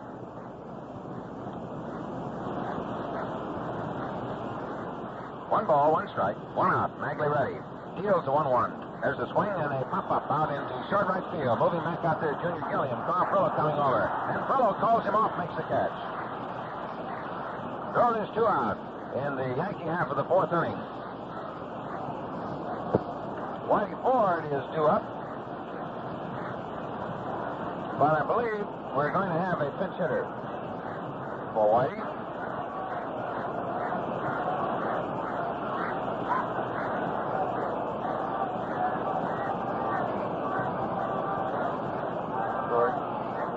George Wilson is going to do the batting for Whitey Ford. Number 39, George Wilson. George Wilson will bat for Whitey Ford. Wilson was acquired by the Yankees near the end of the season.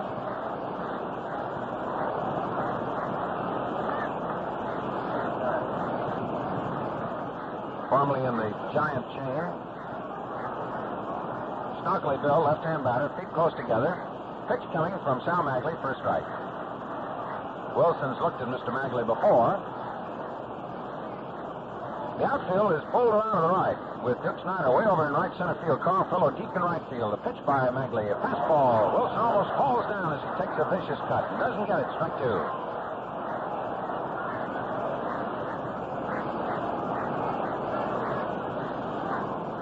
Two strikes, two out.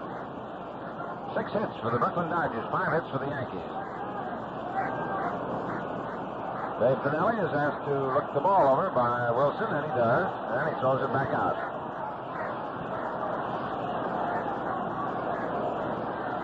Wilson, a former teammate of Maglie's. Here's a two-strike delivery. Swings and he fouls.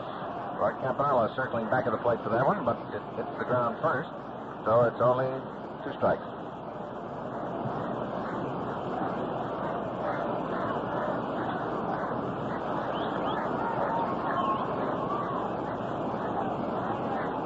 Maglie goes back up there on the mound.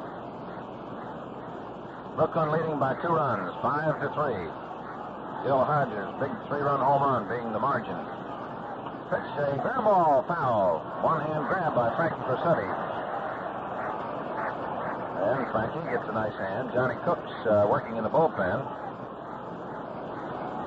And with Whitey Ford out of the game now with Wilson batting for him, Cooks continues to pump. Maglie's ready. Here's the 2-strike pitch. Wilson looks at a fastball low and outside. 1 ball, 2 strikes.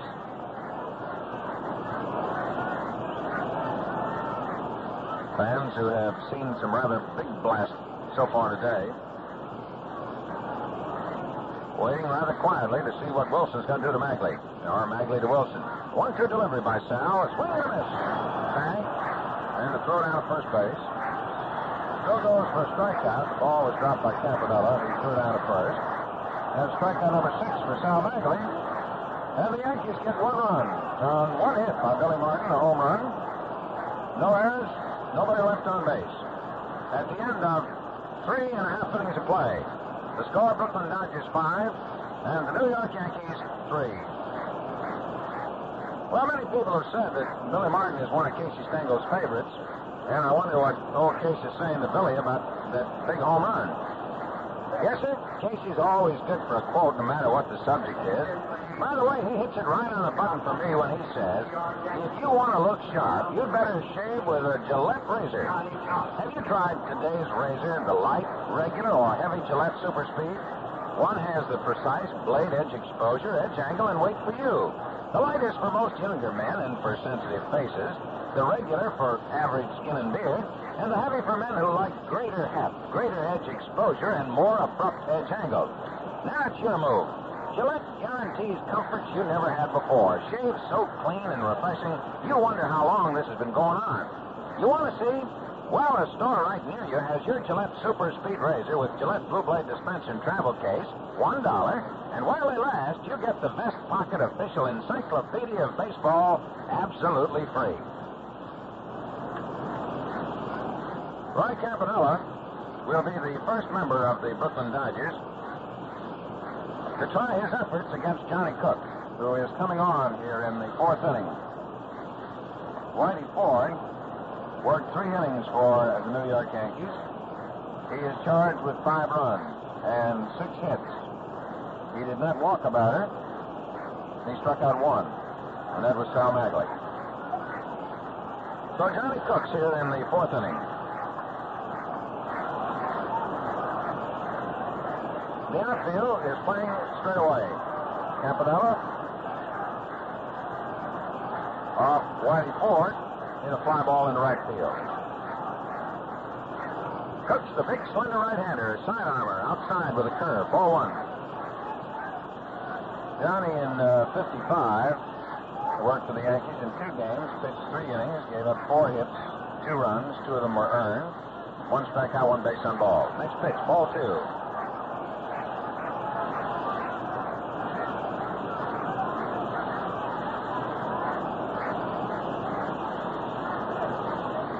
Cooks is from Stanhope, New Jersey, born in Hoboken. Here's the 2-ball delivery. Campanella swings to his turn on the right center field. It's going to be in there for extra bases. Ball bouncing off the wall out there. There's Campanella taking for second. Mantle up with the ball, throws it into the relay man, Billy Martin. So Roy Campanella takes Johnny Cooks with a double into right center field.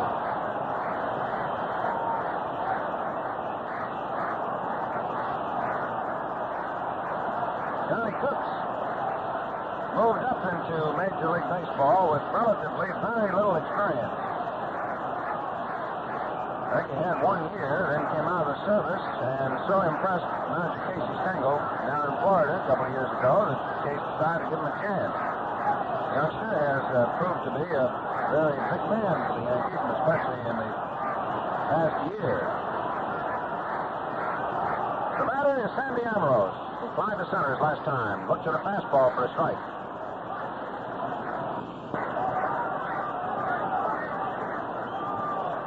Sandy, wearing number 15, left-hand batter. Has a lot of power for a little fella. Lines one out into right center field. It's a base hit. Mickey Mantle moving into the ball. Here's Campanella trying to the plate. And Mantle bobbles the ball for a moment, and Campanella scores.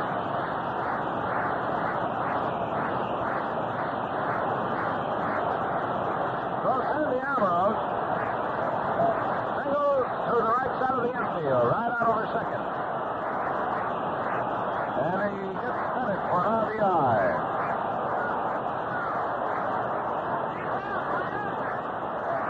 And the score is now 6-3. The Brooklyn Dodgers leading. Johnny Cooks has given up 2 hits. He has given up 1 run.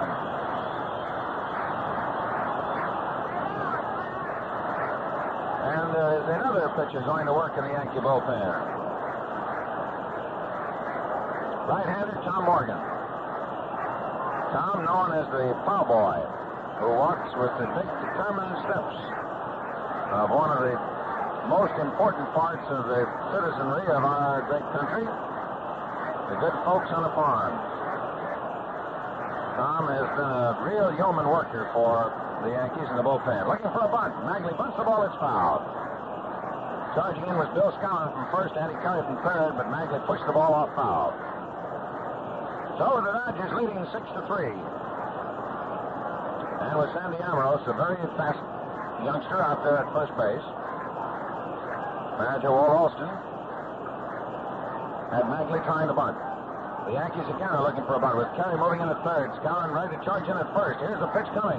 He bunts it along the first baseline. Grabbed by Scowen. Throws to second. The force there. Throw to first. Double play. Fine play by Bill Scowen, who scooped that ball up and threw a strikeout to Gil McDougall at second, and the throw to Billy Martin was perfect. And the play went 3-6-4. So that's the first double play of the ball game. So with 2 out, nobody on, it brings up Jim Gilliam. The outfield for the Yankees are on the right.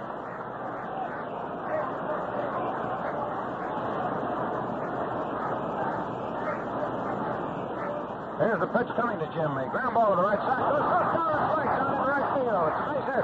Gilliam starts to make the turn, and he holds up.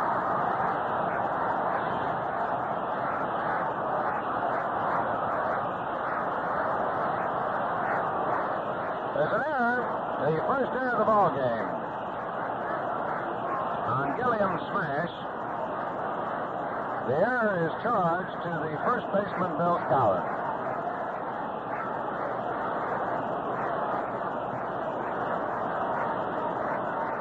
So the Dodgers with a double, a single by Ambrose, picking up a run, a double play ball, and then a sharply lined ball that squirted off the glove and through the legs of Bill Scown for the first area.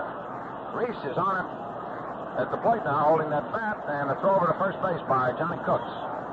With Tom Morgan pumping in the bullpen for the Yankees. Gilliam leads away. It's a good base runner. The pitch coming, a curve. Outside, ball one. Duke Snider is on deck. The score, Brooklyn 6, the New York Yankees 3. We're in the last half of the fourth inning. The first game of the 1956 World Series. Gilliam again, 2-3 steps, leads away. Throw over, back safely. Johnny Cooks trying to keep Gilliam very close. Reese and Gilliam during the regular season have a great hit and run or run and hit combination, whichever you prefer. There he goes, and the pitch is a curve strike ball, throw down, safe.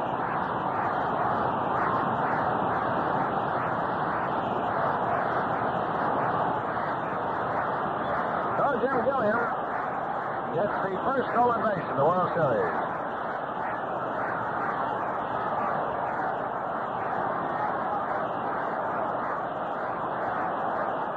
Gilliam stole a base in the 1955 series, and this is his second theft in World Series competition. All right, Gilliam leads away from second. 2 out.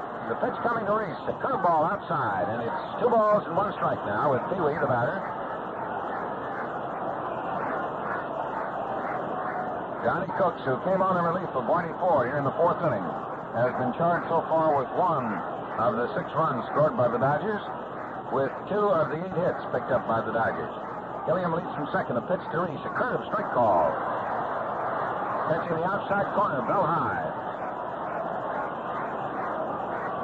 So it's 2 balls, 2 strikes, and 2 out. Johnny Cooks taking a little of the dirt from the mound, rubbing it off his hands. Facing a very tough competitor. A little Colonel. There's the stretch by Johnny. A check to the runner at second base. The pitch to Reese. A curveball way outside, sidearmed, and it's 3 balls, 2 strikes. So it's a full count to Pee Wee Reese. That was almost a crossfire pitch where the pitcher steps towards third and then wheels that ball into a right-hand batter. It looks like it's coming out of the third base dugout. Ready now, the check of the runner. The payoff pitch to Reese. He takes the strike.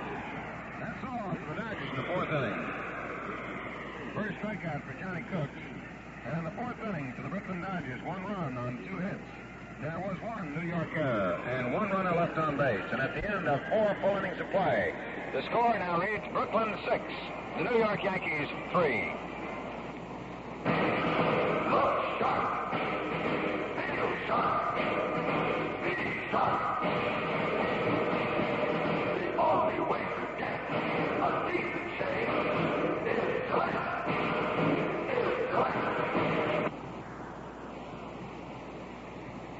In the climb of the Dodgers to the National League pennant. He is out there now, ready to face Hank Bauer. Bauer, his first time up, bounced out third to first, so he's 1 for 2.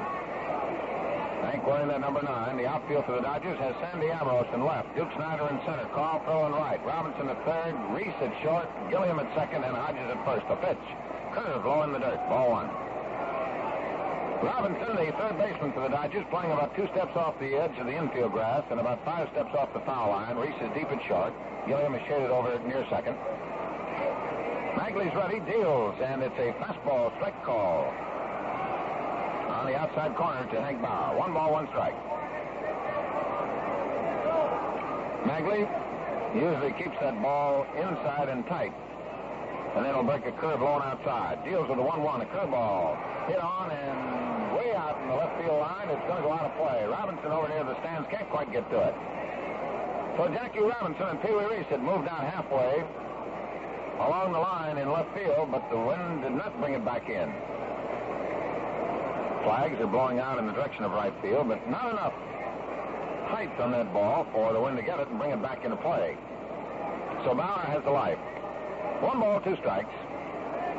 Dodgers lead 6-3. Here's the pitch by Maglie. Swung on, lined out into left center field. It's a base hit. Moving over for it is Duke Snyder, and he scoops it up and fires it into second. And Bauer, who made the turn at first, goes back. So Hank Bauer gets his second hit of the day. Hit number 6 off Sal Maglie.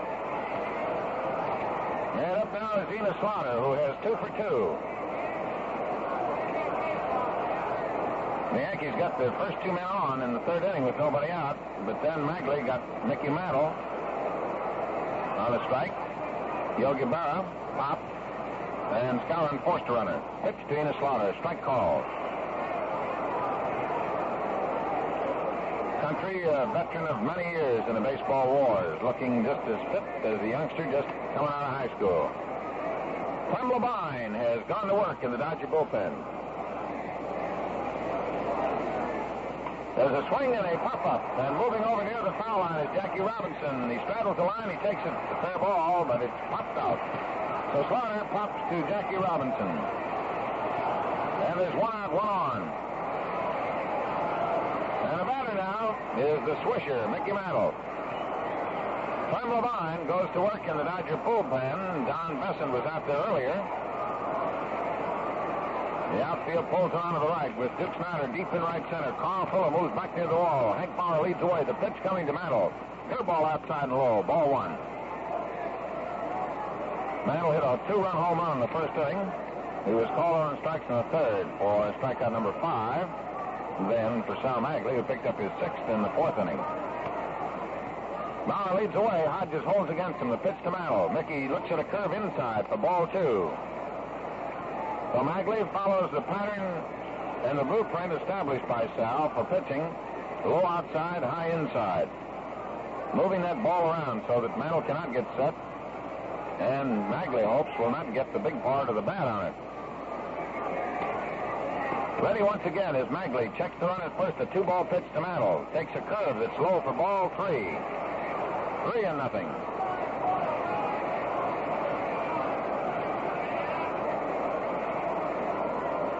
And while the Dodgers are holding a 3-run lead with the score Brooklyn 6, New York 3, the Dodger fans are getting a little uneasy.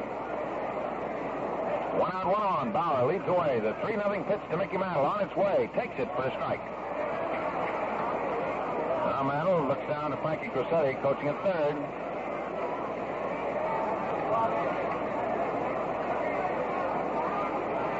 Hodges holds against Hank Bauer, who's right there tight. Now he leads away. The stretch by Maglie. The check of the run of the pitch to Mantle. Ducks away from a curveball inside, ball 4.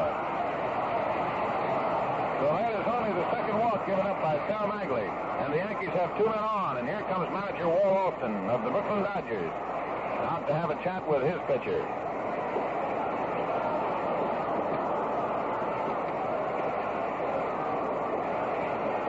The manager of the Dodgers is out there at the mound, and he's talking to Maglie along with his catcher, Roy Campanella. Maglie was bothered with a little shoulder stiffness, but said he was ready to pitch. And the manager of the Dodgers may be asking him whether his shoulder has tightened up or whether he feels all right. Stevie Reese charges into the mound to ask Campanella something, and Roy exchanges a little greeting with him. So Alston is still out there, chatting with Maglie. And Labine is still working in the bullpen. Carl Fuller playing catch with one of the bullpen participants out there, keeping his arm loose. Now umpire Babe Pinelli starts to move out to the mound to hustle up this conversation. And the manager of the Dodgers comes back. So Maglie is still in there with 1 out, and the Yankees with 2 men on, and the score is 6-3. The Brooklyn Dodgers leading. And the batter is Yogi Berra, who is 0 for 1. He walked in the first inning. He popped to the third baseman, Jackie Robinson, in the third inning with 2 men on and 1 man out. Maglie is ready, checks his runners. Here's the pitch to Berra. Curve outside for ball 1. Yogi Berra with a .260 World Series batting average, a .298 during the regular season. The outfield pull to the right for him. Right side of the infield backed up. Mantle leads away. Bauer leads away. The pitch is swung on, and he foul tips it for a strike. 1-1. The line continues to heat. Maglie turns his back on Yogi Berra, rubbing that ball up. Bauer strolls away from second, and Mantle with a good lead away from first, and the right side of the infield has the infielders playing back. They are ignoring the runners. Pitch to Berra, swings, and a ground ball to the right side. It's foul. And bouncing on by the box seats out there, one of the spectators sitting there reaches out and has himself a souvenir. So it's a 1-ball, 2-strike count. Berra the batter with Bill Skowron on deck. The barber trying to get out of this jam. He got out of one in the third inning. He was nicked in the first inning. But then after settling down, after giving up 2 runs and a home run by Mantle, and after walking Berra, he got rid of Skowron and McDougal on strikeouts. Retired the side in order in the second. Bauer and Slaughter tagged him for singles, consecutive singles in the third. Then he got Mantle on a strikeout, Berra on a pop-out, and Skowron on a fourth. In the fourth inning, after an out by McDougal, a home run by Martin, he again settled down. Yogi Berra waits. The check of the runners, the pitch, and it's outside for ball 2. Outside, 2 balls, 2 strikes. Spectators gasping. Umpire Babe Pinelli drawing a fine bead on those pitches. Babe gets right down and looks right over that strike zone very carefully. All right, we're ready once again. The runners lead away. The 2-2 delivery to Berra. Outside, ball 3, a fastball.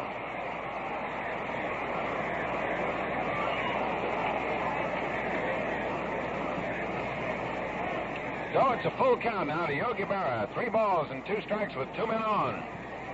Top half of the 5th inning. Brooklyn Dodgers 6, the New York Yankees 3. Maglie will go to his stretch, and he looks back to second. The runners are moving. The pitch coming to Berra. He swings, and the fly ball is hit in the left field. Sandy Ambrose drifts over to his left a few steps, and he's got it. Round number 2. So Berra flies out to Sandy Emerson, left field. While we wait for the next batter, let's pause 10 seconds for station identification. This is Mutual, the radio network for all America.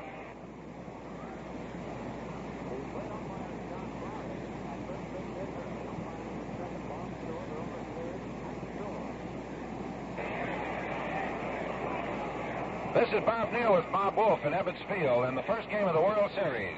And Bill Skowron is in there now with 2 men out and 2 men on.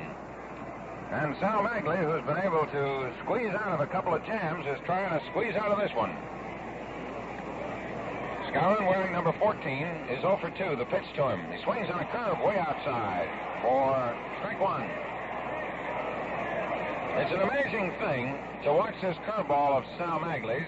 Unless you actually see it, you don't believe it. That ball breaks way outside. Sandy Ambrose deep in left, Snyder deep in center. Left side of the infield backed up. Bauer at second leads away. Mantle at first leads away. Maglie checks them. Here's the 1-strike deal. Way outside a fastball, 1-1. Levine now just casually throwing in the bullpen, just staying loose. Maglie again turns his back to the batter, Bill Skowron, moves back out there to rub that ball up. Runners lead away. Skowron plenty strong, pumping that bat. The 1-1 delivery to him. Swung on, a fly ball hitting the left center field. Sandy Ambrose moving in towards the center field bar. He's got it.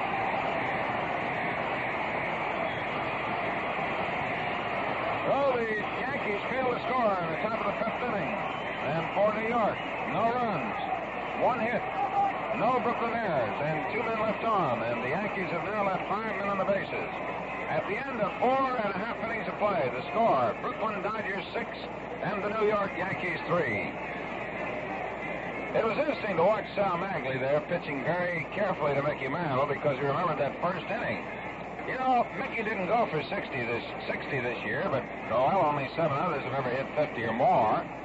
You know, this and a raft of interesting facts are right at your fingertips with the new Vest Pocket edition of the official Encyclopedia of Baseball.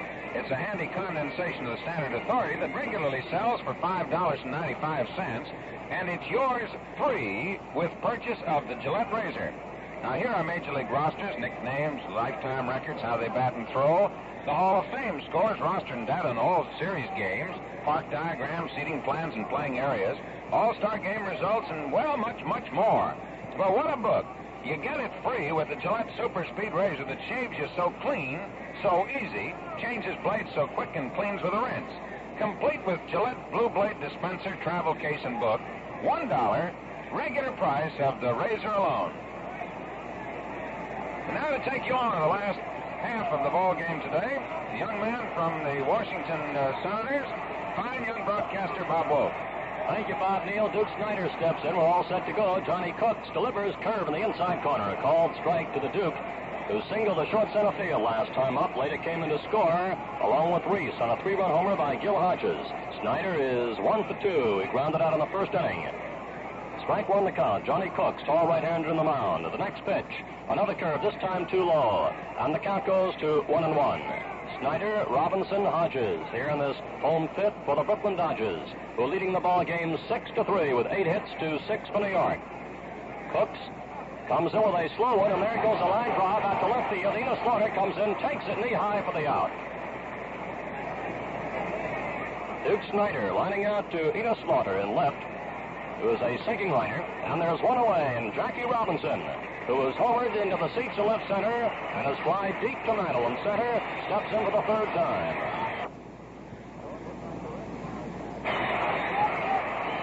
Johnny Cooks doing the pitching, 23 years old, a right-hander. Used mainly as a starting pitcher this past season by New York. Goes up with the right arm, delivers a fastball, and it's over up the knees for a called strike one to Jackie Robinson. Batting cleanup for the Brooklyn Dodgers. Score 6-3 with Brooklyn leading. And this the home fifth, the first game of the World Series. Strike one the count. Cooks ready. Here's the next pitch. A breaking pitch is wide. And the count now goes to 1-1.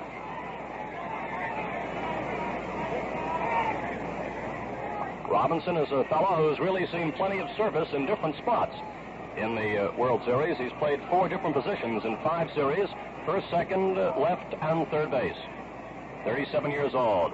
Right-handed batter waiting with a 1-1 count. A curveball of beauty breaks over for a called strike two. This Cooks can really make him bend. Cooks came out of the Army in 1955 with only Class B experience. He made the Yankees at an early spring school in St. Pete. Won 8 and lost 7 as a rookie, but this past season blossomed to 18 wins and only 9 losses. Led club in shutouts with 3. Looks in and gets the sign from Yogi Berra. Count 2 strikes and a ball to Robinson. The pitch, a fastball. It's chopped foul.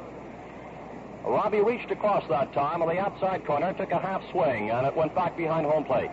So the count remains 2 strikes and a ball. There's one away here in this home fifth. Snyder led off the inning by lining out to Slaughter.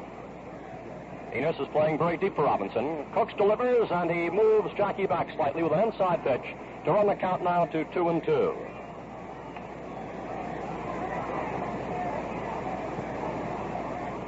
This past season, Jackie hit a .275 batting average. And his series batting average going into play today, .230. Real clutch player for the Dodgers. The 2-2 pitch. Swung on. There's a high foul going off to the left. Yogi Berra and Kerry chase it, but goes out of play. About 15 rows back, behind the New York Yankee dugout, which is on the left side. So it remains 2-2 to Jackie Robinson. Slaughter playing very deep, just about 7 or 8 feet from the fence and left. And Mantle also playing a very deep center field. Robinson pulled one in the seats in left center his first time up. 2-2. Here it comes. A changeup swung on. There's a fly ball to short left. Slaughter playing deep is coming in fast. Has it for the out.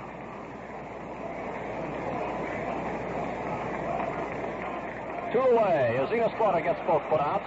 And listen to the crowd as Gil Hodges comes up. Gil singled into short center field in the second inning. And then he really made this crowd come to its feet with a 3-run homer to left. In the third, bringing in Reese and Snyder. That homer was stroked against Whitey Ford, who pitched the first 3. Johnny Cooks came on in the 4th. So Hodges steps in and looks at a called strike one. Coach delivered that ball on the outside corner, a breaking pitch. Hodges, a big fellow, 6 feet 3.5, a 200-pounder. Broken originally as a catcher, but the arrival of Campanella forced his conversion. Fine glove man as well as a long ball hitter. He has hit 271 homers, the most of any Dodger in history. He sends a ground ball out to Gil McDougald. The shortstop bobbles it, now has it, throws, and he's in time with the throw. Nabbing Gil Hodges to retire the side. 3 up and 3 down in the 5th with no runs, no hits, no errors, and none left. And the score after 5 innings. Brooklyn 6, the Yankees 3. People both in the United States and Canada are sold to the hilt on our free way of life. Don't you think it's up to us to safeguard it and help make it work? We have the right of the ballot to shape the future we want. And that means a duty to register and vote. Remember, your ballot is the power that runs the government, builds schools and highways, supports prosperity, strengthens our country's defenses. There's a presidential election coming up Tuesday, November 6th. Before you go to work that day, before you go shopping, stop in and vote. And between now and Election Day, help remind your friends by telling them, see you at the polls.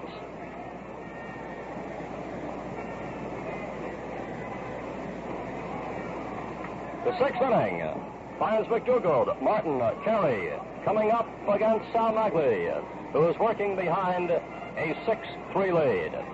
Up to this point, 6 runs, 8 hits, and no errors for Brooklyn. And for the Yankees, 3 runs, 6 hits, and 1 error. McDougald, leading off, has struck out, and he's flied out to left field. Gil, 6 feet 175, very versatile infielder for New York, who can play second, short, and third. Led the American League second baseman in fielding back in 1954, but shifted to third when Billy Martin returned from service to play second. And this past year, when the shortstop job opened up, Gil moved right in there. 28 years old. He's one of only 4 players ever to hit a grand slammer in the World Series. Right-handed batter, he sort of cradles the bat as he swings, holds it back, steps in, and the first pitch is a breaking pitch for a called strike 1 from Maglie. McDougald followed by Martin and Carey. Yankees have scored their 3 runs so far on homers, a 2-run homer by Mantle and a solo homer by Martin. Another strike is called. Maglie likes to work that outside corner on these right-handed batters, and he's keeping that ball low. An odd thing, though, despite the fact that Sal is known for that curve and the slider, and hitting the ball into the dirt, not many Yankees have done that today. There's a foul back. Campanella gives it the chase. It's back against the screen. It remains strike 2. Up to this point, as a matter of fact, only 2 balls have been hit by the Yankees on the ground. One by Bauer in the first inning, one by Skowron in the third. Of course, Sal has contributed himself with those 6 strikeouts. But the Yankees otherwise have been hitting it up in the air. 2 strikes the count to McDougald. And the next pitch is sent foul, trickling outside the third base line over toward Frankie Crosetti. Maglie, of his 6 strikeouts, has struck out 6 different men, McDougald being one of the victims. 2 strikes the count to Gil McDougald. The outfield just slightly shaded toward left. It's a beautiful afternoon, and the slight breeze continues toward right. Maglie starts the windup, comes in with another curve, and he misses this time. Gil started to move slightly toward the plate, looking to see whether or not that would hit the corner, gave it up. It's 2 strikes and a ball. Maglie, a very scientific pitcher. As a matter of fact, his long conversations with his infielders as to exactly where to play for every member of the opposition. 2 strikes and a ball. And a curve, strike 3 is called.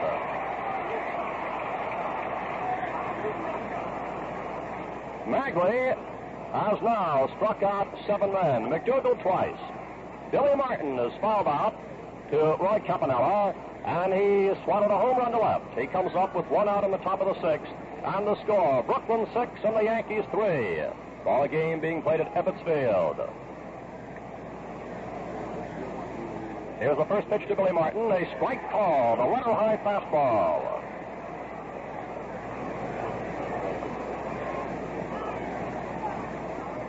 Martin steps out of the batter's box, a 28-year-old scrapper. fine clutch player. He's already made many headlines himself in World Series competition. Strike one the count. Here's the next pitch, and there's a pop-up going out between first and second. Gilliam is there to take it for the out. 2 away in the top of the 6th inning. Andy Carey, who looked at a called strike 3 in the 2nd and flied out to right field in the 4th inning. He steps in now with 2 away and the base is empty. Carey will be 25 later on this month. Here's a pitch, and there's a ground ball. Pee Wee Reese comes in now. Robinson cuts in front of Reese, gets his glove on it, deflects the ball over to Junior Gilliam, the second baseman, as Carey goes across first base in the play. It's scored as a base hit, and it was a rather scratch hit, you might term it, of unusual fashion. A high hopper, a slow one just to the left of the pitcher. Maglie went for it. Reese coming in would have had to really hurry the throw had he been able to scoop up the ball, and Jackie Robinson, cutting between both of them, just did manage to reach out, deflect the ball, and it went over toward the second base side. Bob Serve has just come out of the dugout as Walt Alston goes out to the mound. Walt Alston goes out to the mound to speak to Maglie with Carey on first base, and Bob Serve coming up to bat for Cooks.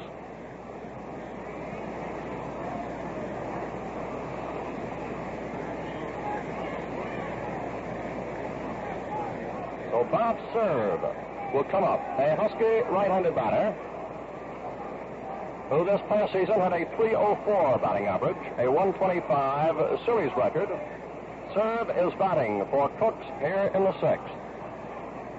2 outs, 1 on. And the first pitch low for a ball.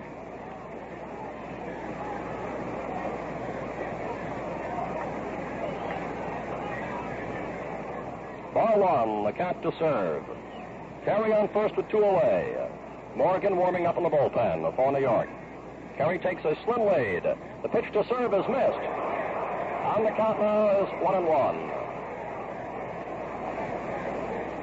Serve, a University of Nebraska graduate, good spot player. He hit a pinch homer off Craig in the 5th game of the 55 series.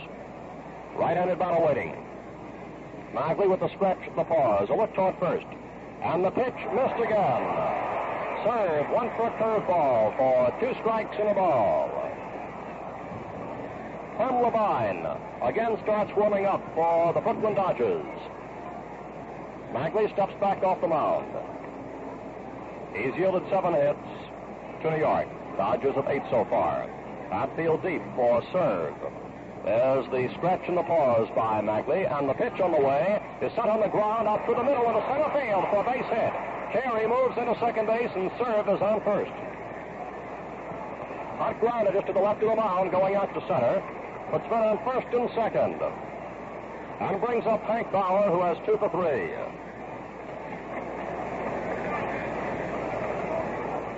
Back in the first inning, there were Yankee hits back-to-back. In the 3rd inning, the Yankee hits came back-to-back. And here in the 6th, 2 in a row after 2 are out. Their other hit came in the 5th and another hit in the 4th. Hank Bauer steps in now with men on second and first. Each side with pitchers warming up. 2 on and 2 out. Outfield deep, the right-handed batter. Here's the pitch. And there's a pop-up foul. Campanella's coming back near the dugout. Can't get it. It's about 3 rows back. Out of play. Roy gave out a hard run just to the side of the Brooklyn dugout, which is just below us to our right. So Bauer stays in there with a strike 1 count.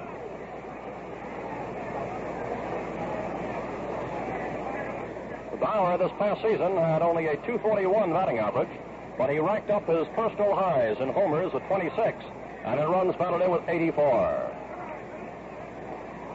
Hank steps back in. There's the sign now from Campanella. Carey on second, serve on first, 2 away. The score 6-3 Brooklyn. Bauer waits. The pitch is swung and missed. It was a breaking pitch on the outside corner, just around the knees. And it's strike 2 to Hank Bauer, who now steps out. Steps back in. Campy, the catcher, holds up his hand for just a moment to Sal Maglie. Now, Benz gives the sign. Carey leading off second, serve off first. 2 strikes the count. And the next pitch is wide. Campy had to reach for it. 2 strikes and a ball. Time is called. Campanella is going out to speak to Sal Maglie. Sal Maglie, who has staged the comeback of the year at the age of 39. 13 wins and 5 losses in the Dodgers' pennant campaign. Becoming the second oldest pitcher to get a no-hitter. Now Campanella back behind the plate. 2 strikes and a ball. Bauer waits. Outfield just slightly toward left and playing deep. Hank steps out for just a moment. Now the ex-Marine pounds the bat on the plate, looks out to the mound, and again he steps out. Back in and waiting. 2 strikes and a ball.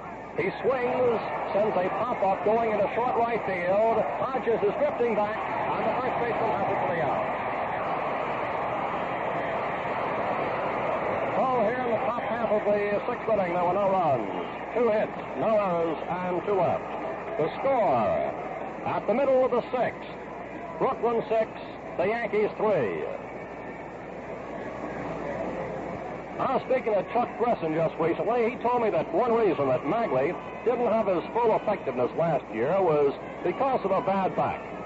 Sal's just one of many players who keep going despite injuries, like Al Rosen. I don't know if Al's here today or not, but if he is, he'll be right back at his job in a brokerage house immediately after the series. He's quite a businessman, and as one, he stresses the importance of keeping clean shaved. He says, and these are Rosen's own words, in my experience, for shaves that look good and stay with you, you can forget about any other razor but a Gillette. Let's take it from there, because today there are 3 Gillette Super Speed razors, light, regular, and heavy. Each is made in one piece for convenience, instant blade changing and cleaning. One is precisely engineered for you. It has the right blade edge exposure, edge angle, and weight to give you immaculate shaves, comfortable all the way. That's guaranteed. Ask for the Gillette Super Speed razor with Gillette Blue Blade dispenser and trim travel case. You get the whole outfit for $1. And as a World Series special, the official encyclopedia of baseball is included free.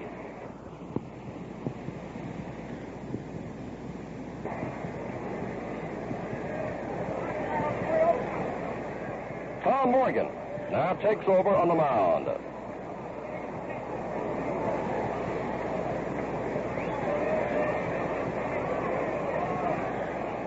First man will be coming up to face Tom Morgan, who is the 3rd Yankee pitcher, will be Carl Furillo.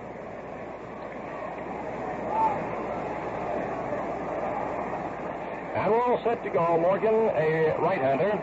Furillo has a double which drove in a run, and he's flied out. Slight crouch at the plate, waiting for the first pitch. Is on the way, and it comes in low for a ball. Morgan, 26 years old. He's 6'2", 195.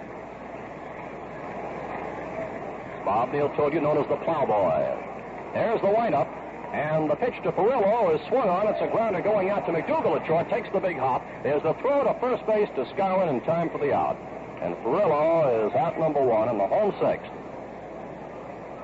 Roy Campanella, who is 1 for 2, he's flied to right, and he's double to right center. Steps in now with 1 out, nobody on. Campanella, always a dangerous man. He and Stan Musial have the only players ever to win the most valuable player in the National League 3 times. 34 years old, Campanella at the plate, facing Morgan. And the pitch is swung on. There's a line drive to center field where Mantle waits, and Campanella is out number 2. Sandy Allis fly to center in the 2nd inning, and then single to center, driving in Campanella in the 4th. Steps in with 2 away, nobody on.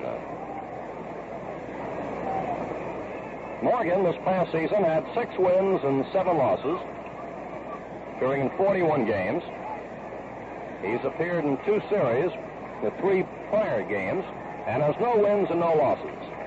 Amherst batting 8th, playing left field at the plate, left-hander. Morgan starts the windup, delivers, and the first pitch is a fastball. It's low for ball 1. Whitey Ford pitched the first 3 innings. Then came Cooks and then Morgan here in the 6th. There's a strike called. Count is 1-1 to Amos.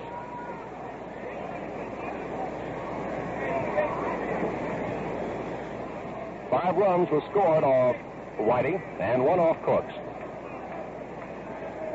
1-1 the count to Amos with 2 away. Morgan's next pitch is sent high into the air into left center. Slaughter is moving forward, coming in fast, and the veteran has it for the out.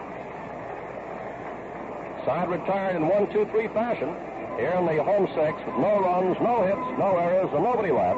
And the score after 6 innings, Brooklyn 6, the New York Yankees 3. It's piggyback, Jack, piggyback. You'll get Papermate's built-in spare refill. Old Papermate has a new pen There's none to compare. with the Piggyback, refill you've always a spare. with 2 points. 2 ink supply. If you're student, policeman, or clerk, you can be sure with a Papermate. You'll always finish your work. No more aggravation.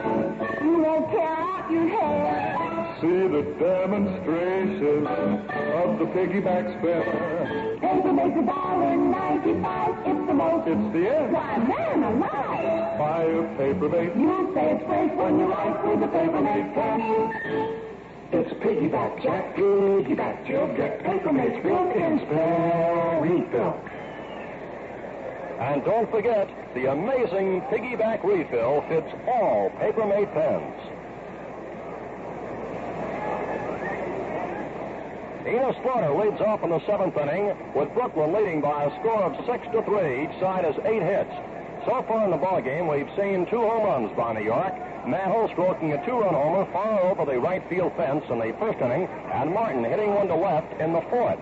And for the Brooklyn Dodgers, Jackie Robinson had a solo homer, and Gil Hodges a 3-run homer. So there have been a total of 4. The series record for homers in one game is 6. Enos Slaughter, who is 2 for 3, steps in, and the first pitch is a called strike. Here are 2 real baseball youngsters out there. Maglie, 39 on the mound, and Slaughter, 40 years at the plate. And so far in the duel between the 2, Slaughter has 2 hits against Sal. He's up now for the 4th time. There's a pitch over for a strike call. That's strike 2 to Slaughter. Will be followed by Mantle and Barrett. So Maglie has some big siege guns to oppose here in the 7th inning.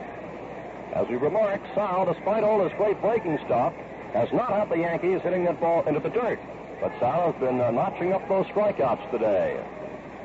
Here comes the pitch, and it comes in low. In the 1st inning, there was 1 ground out and 2 strikeouts, and the 2nd a foul out and 2 more strikeouts. On the last ball, which was hit into the ground for an out, came a Scowron, forced Slaughter back in the 3rd. The pitch is wide. It was close, and you can hear that hum in the background.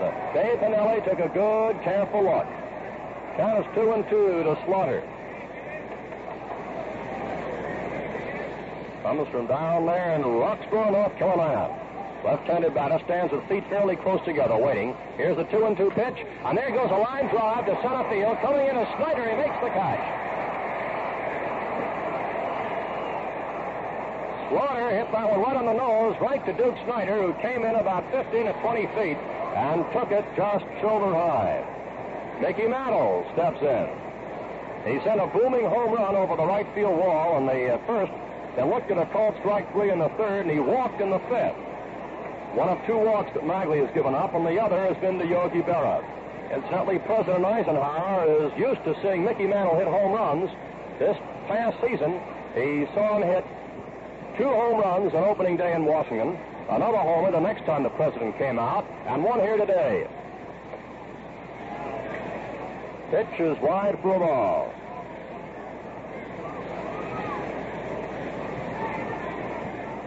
Ball now 1 to Mantle. There's one away, top of the 7th. Score 6-3 Brooklyn. A change-up pitch is wide.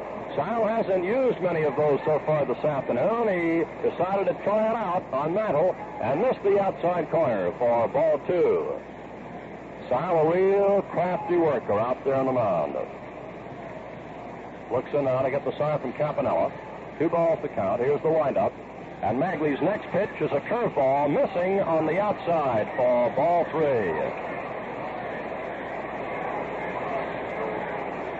Maglie has had 2 past series with the Giants. He won 23 and lost 8 for the Giants miracle team of 1951.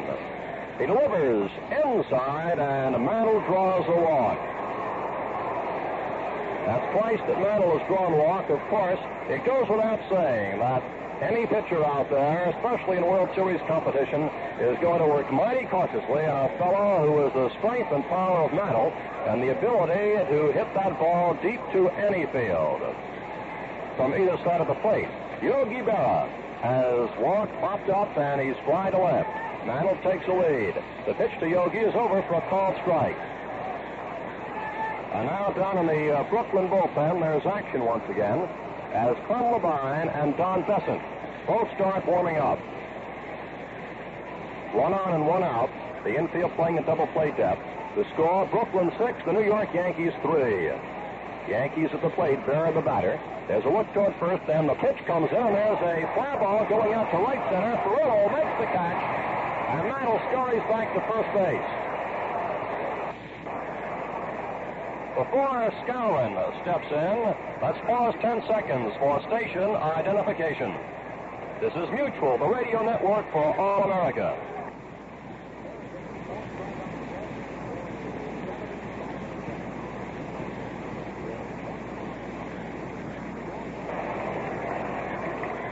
Here at Ebbets Field, this is Bob Wolf along with Bob Neal. The score, 6-3 Brooklyn. The batter Skowron, 2 away, 1 on.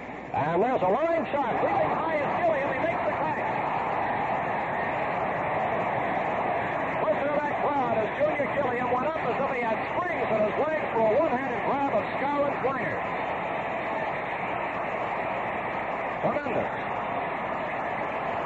Side retired in the 7th with no runs, no hits, no errors, and 1 left. And the score in the middle of the 7th inning, Brooklyn 6, the Yankees 3. And the consensus of the sports writers, as reported by the New York papers this morning, has the series going either way. The experts feel ball will take 6 games. What was the last time we had a 6-game series, Bob? Well, it was back in 1953. It was the Dodgers and the Yankees. That's in the pocket edition of the official Encyclopedia of Baseball. This compact 320-page book contains the cream of the big $5 and 95 standard authority you find on every sports desk in the country. And it's free, absolutely free, with purchase of the Gillette razor at the regular price. Handy, indexed, this compact digest contains Major League rosters with nicknames, birth dates, lifetime records, how they bat and throw, the Hall of Fame, scores, highlights, and rosters of all World Series games, and much, much more. How do you get it? Buy a Gillette Super Speed razor set for just $1, the regular price. As a World Series special, the Baseball Encyclopedia is attached and it's free.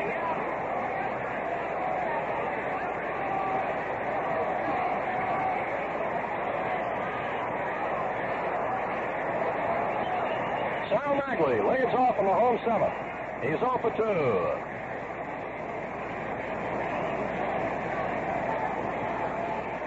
Morgan's first pitch is down the middle for a called strike 1. Crowd had some fun during the half-inning break there. A lot of scooting and the response of the clapping along with the song. Morgan's next pitch is swung on, and it's missed by Maglie, and it's strike 2.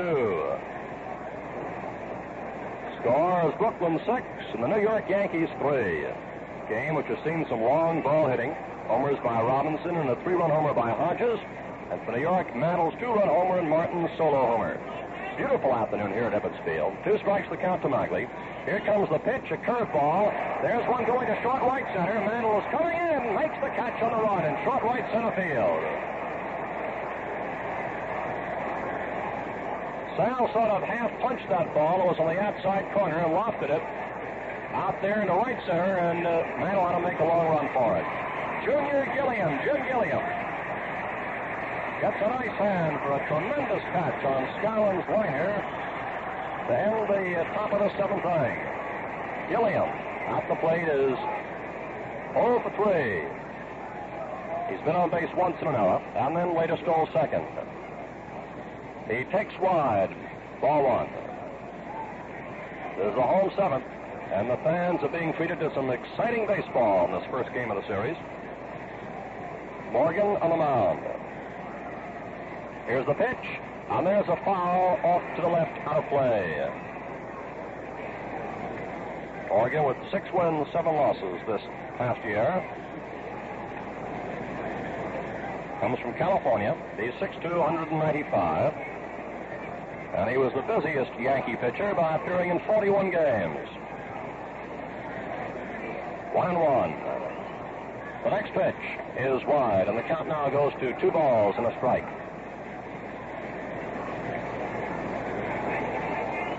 Up to this moment, we've seen some fine control by these New York Yankee pitchers, Ford, Cooks, and Morgan.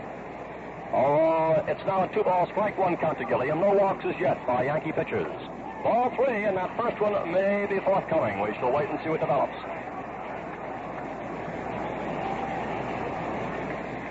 Three balls, strike 1. Outfield just playing slightly toward right. Here's the windup, and the next pitch is ball 4, and Gilliam draws the first walk that the Dodgers have had so far today. That brings up the captain, Pee Wee Reese, who flied deep in the right field corner. Bauer made a tremendous catch back in the first inning. As he caught the ball, he hit up against the fence there on the foul ball at the line. Reese sent an infield hit on the third and looked at a called strike 3 in the fourth. So Pee Wee, who bats right, steps in with 1 on and 1 out. And the Dodgers in front 6-3, and that's the home seventh. The third base carry has come in just a step or so. Shortstop, second base, halfway. A called strike on the outside corner, fired by Morgan, and it's strike 1 to Reese. Pee Wee Reese, who's played 14 seasons with the Dodgers, not counting 3 more in the service. 37 years old. 5 feet 9.5, weighs about 175, stepping in there, waiting. Here it comes. He swings. There's a line drive to short center field. It drops in there. Mantle comes in to field the ball. Gilliam's on the way to third. There's a throw to third. Cut off by the shortstop, McDougal. They throw back to first to Skowron. And now they have Reese trapped between first and second. Morton takes the ball. Throws back to McDougal. He runs it towards Skowron, and Skowron makes the tag at first base. Reese is out as Gilliam stays on third in the play. It was a very smart play by the shortstop, Gil McDougal, who cut off Mantle's throw from center field and then looked toward first base, where Reese, who had made a wide turn, was trapped between first and second. And the rundown finally with Martin, McDougal, and Skowron all handling the ball. Skowron finally made the tag, and Gilliam, who continued to third base on the play, is at third. Reese, of course, gets credit for a hit on the play. He was out on the rundown.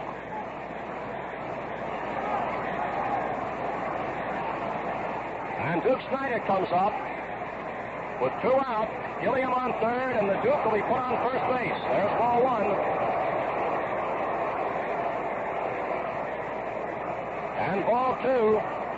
They're going to put him on with the intentional walk, and that will bring up Jackie Robinson in the cleanup slot. Robinson is homered and is flied out deep to center and to left. That certainly was a dazzling play to follow in the run down on the bases. And there's ball 4 being lobbed in. Snyder changes from his protective cap to his regular lightweight cap as he jogs to first base. The Duke had 1 for 3 before being walked. That was a single. And Jackie Robinson comes up now, right-handed batter.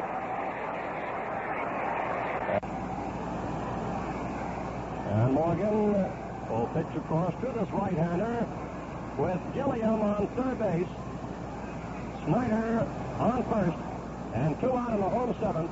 Brooklyn leading 6-3. We've seen playing some tremendous baseball this afternoon. The outfield goes deep for Robinson. Jackie in and waiting, batting cleanup. Stretch in the pause, and the pitch is low for ball one. The attendance this afternoon, 34,479. They're really jammed in. Ball one to Robinson. Morgan steps back off the mound. And on first and third with two away. The pitch. Robinson sends a ground ball to Carey. He makes the throw to second base over to Billy Martin. And the fourth on Duke Snyder retires the side. So here in this home seventh, there were no runs, a hit, no errors, and two left. And the score after 7 innings, Brooklyn 6, the Yankees 3.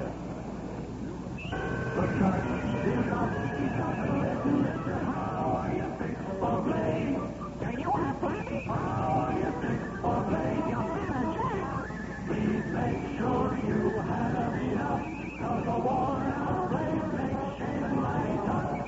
How are you fixed for blade? You better look, just the blade we need.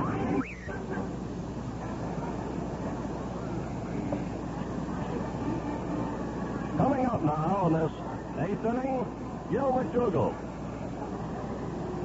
Well, we'll see what Gil can do. He is struck out, flat out, looked at a called strike 3 in the 6th inning. Pulled a fine defensive play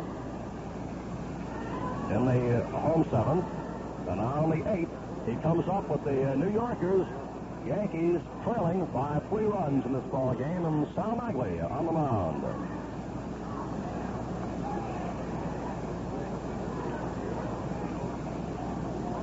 Gil McDougall. He has had at least one homer in each of his 4 series. Total of 5 home runs, but so far has been blanked this afternoon in the hit department. Playing fine ball out there defensively. To be followed by Martin and Carey. 8 hits so far for New York and 9 for the Dodgers. And Maglie all set to work. Delivers, and there's a foul back behind home plate for strike 1.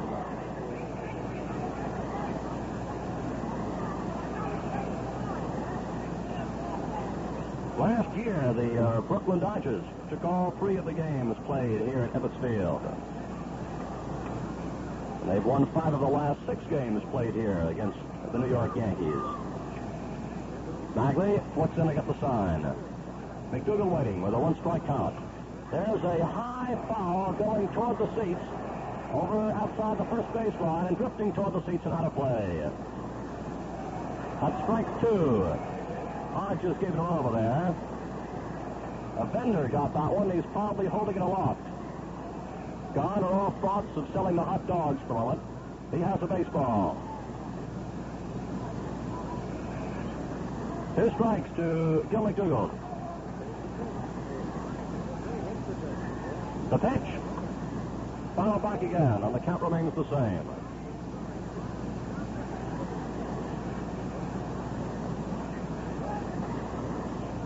He'll be followed by Martin, who homered for one of the 3 Yankee runs. All the Yankee runs have been on home runs. Double was hit by Mantle earlier, and there have been 2 homers by the Dodgers, Robinson and Hodges, 3-run homer. Maglie blows on his fingers, a habit that he has out there on the mound. Delivers, and a swing and a miss. McDougall is a strikeout victim for the 3rd time.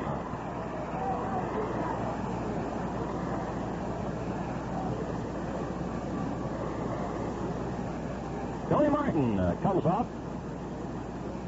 He is 1 for 3. Martin homered back in the 4th inning. The series strikeout record is held by Carl Erskine, 14. And Maglie so far has 8 today. There's a pitch over the outside corner to Martin for a called strike.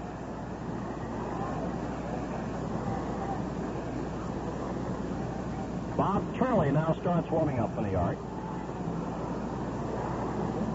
Strike 1, the count to Martin. 1 away in the 8th inning.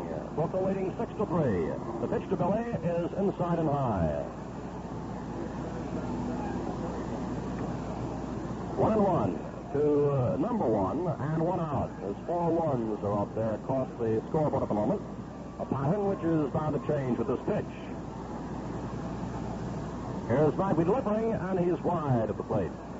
That now goes to 2 balls and a strike to Billy Martin.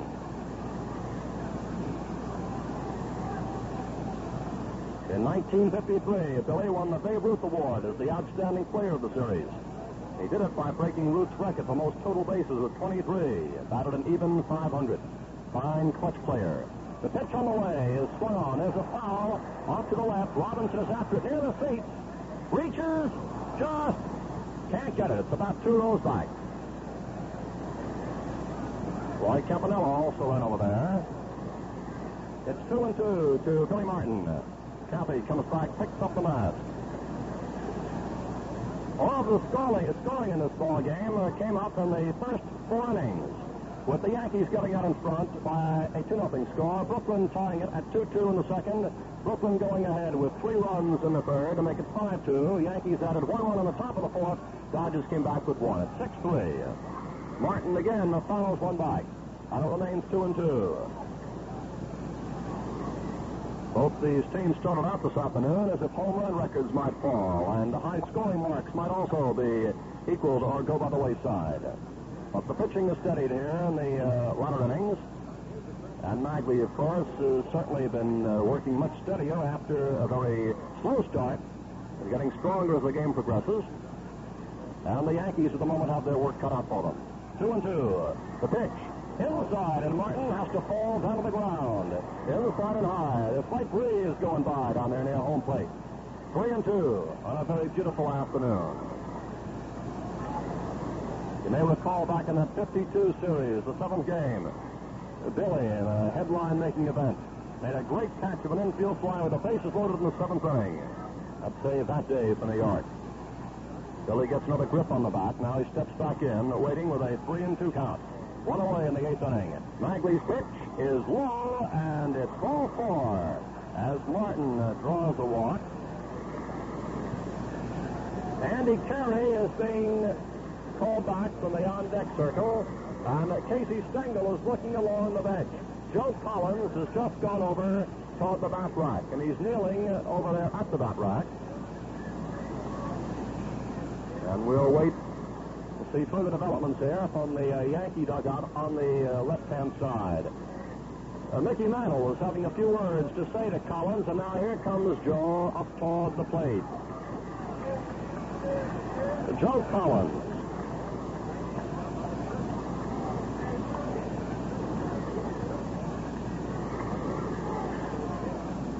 Stops en route for a bit of rosin, and now here's the announcement. Number 15. He'll be batting for Carey. Joe Collins, batting for Carey.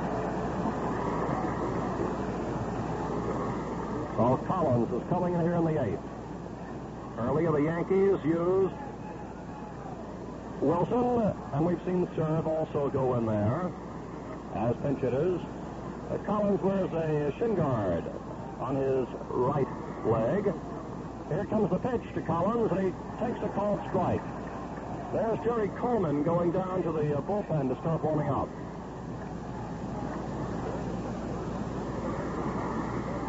Collins with a called strike 1. He had a .225 batting average this past season. He's batted 152 in series play, 5 series. He swings and sends the ground foul outside the right field line for strike 2. You may recall how Joe created a sensation in the first game of the 55 series when he walloped 2 home runs off Don Newcomb.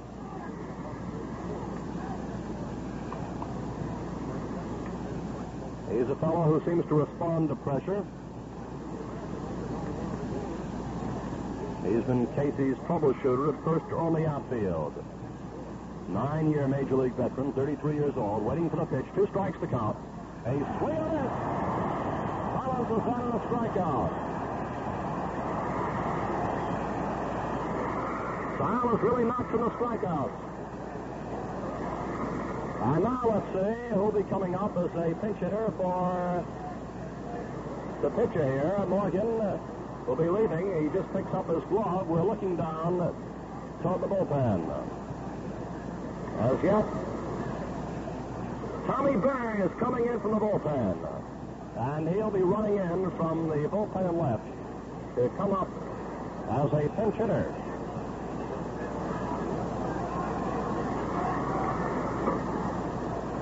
Nine strikeouts so far, and notched up by the barber, Sal Maglie. Meanwhile, down in the Dodger bullpen, Besant and Levine are still limbering. The Yankees have two warming up down there. Tommy Byrne selecting a bat off to the side. Number 23. Here's the announcement as Byrne. Tommy Byrne going into bat for Morgan. Tommy is another one of the veterans who seems to keep getting better. He's 36 years old. 6 feet, 1 inch, 180. A left-handed batter. He made one of the great comebacks of the year last season, just like Maglie is doing this year. He returned from the minors, where he picked up great control and a lot of stuff. And he came back to post a 16-5 record for New York. 1-1 in the series, and he was a loser in that tremendous last game to Johnny Padres by a 2-0 score. But right now, it's Byrne up there as a hitter. He's been doing a lot of pinch hitting throughout the years, and he steps in to face Maglie. With Billy Martin on first base and 2 away on the safe, Martin got on a walk, sandwiched in between 2 strikeouts. The pitch is over for a called strike.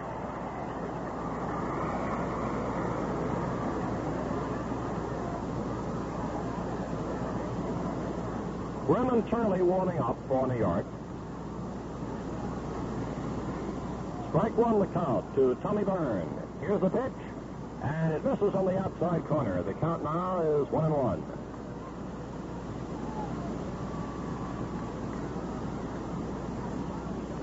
Byrne can hit that long ball. He stands fairly close to the plate. Martin taking a slim lead off first.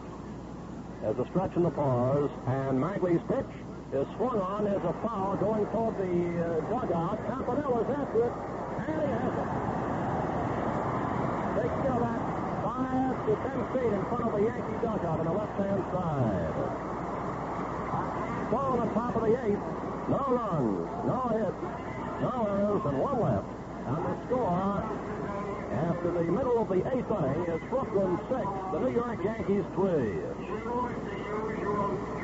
Well, you know, when McDougal came up here in the top of this inning, it didn't call for the bunt situation, although Gil was a mighty good man at laying him down. As a matter of fact, Gil made a special recording to tell you how he lays down a sacrifice. Here he is with Mel Allen. Gil, that bunt of yours looks different. What's the story? For one thing, Mel, I slide both hands up the bat, take an easy grip, just meet the ball and drop it down the baseline. Thanks, Gil. Now mind telling the fans how you get those quick, refreshing shaves? That's a cinch. Just take an easy grip on a Gillette razor and I'm in. A mighty savvy man, that Gil McDougal. How about you? Are you enjoying those easy, good-looking shaves you get with a razor that matches your face? If not, then look over those 3 Gillette Super Speeds, the light, regular, and heavy. One has the precise blade edge exposure, angle, and weight to suit your particular combination of skin and beard. $1 buys the razor, Gillette Blue Blade dispenser travel case, and while they last, you get the best pocket encyclopedia of baseball free.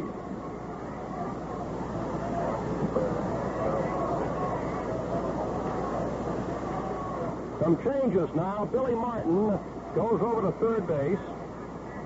Bob Turley comes on to pitch. And Jerry Coleman is at second. Turley is the 4th New York Yankee pitcher, following Ford, Cooks, and Morgan. Coming on here in the home 8th. So we have that change in the infield also. And here's the announcement. Number 1, Billy Martin now playing third base. Number 42. Jerry Coleman. So the Hodges, Cirillo, and Campanella. Bob Turley, number 19, pitching and batting 8.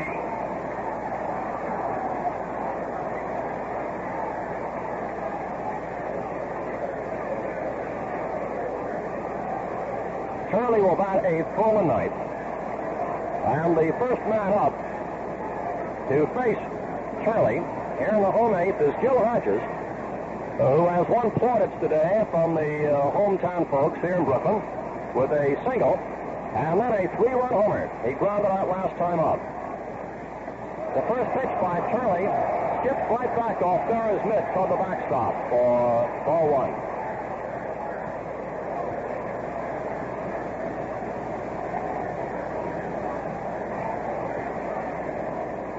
The Yankees have gone deep to the bench today, trying to get pinch hitters to get them back in the ball game, but they're having the problems. Meanwhile, the Dodgers leading with 6 runs on 9 hits.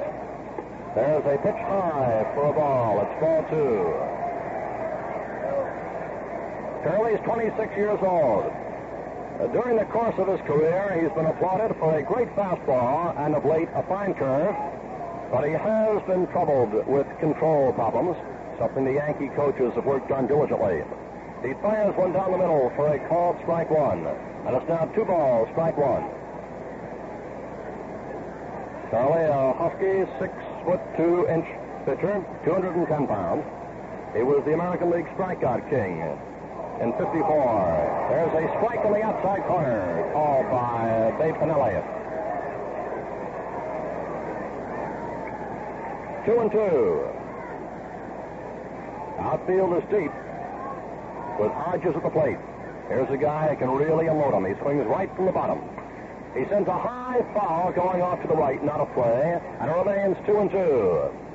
Yogi Berra revving up a new ball and bringing it partway out to the mound. Turley relinquished that strikeout title to Score back in '55 and this past season. And while working on control, his strikeout total dipped to 91 this year. So far, these Dodgers have been able to meet that ball today. Only 2 of fans so far this afternoon. And there's a third notched up as Hodges goes down swinging. So far this afternoon, the Yankee pitchers have nabbed Reese and Hodges and Maglie on strikeouts. And Carl Furillo, who now steps in, has a double, which went out to left center, drove in a run in the second. He flied to right in the third, and he grounded out in the 6th. 1 out in the home 8. The Dodgers nursing a 3-run lead. 6-3 they lead in the first game of the series here at Ebbets Field. Bob Turley comes in with a fastball in the outside corner for a called strike 1. It was knee-high to Carl Furillo, to be fouled by Roy Campanella. This past season, 8 wins, 4 losses for Turley.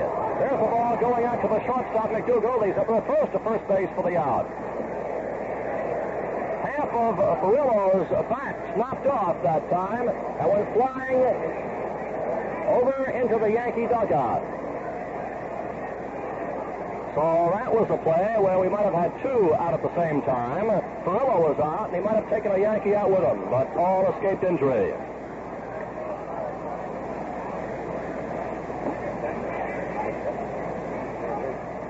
Casey Stengel ended up with a bat over there and made a few motions with it as to, hey, what's going on?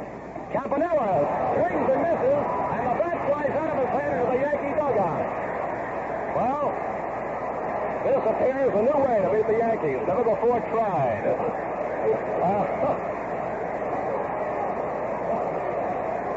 Campanella smiling, looking over there, and the Yankees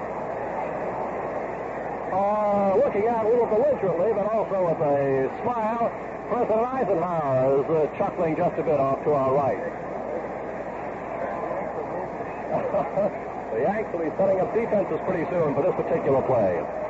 All, of course, just by chance. A swing and miss by Campanella, and it's strike 2.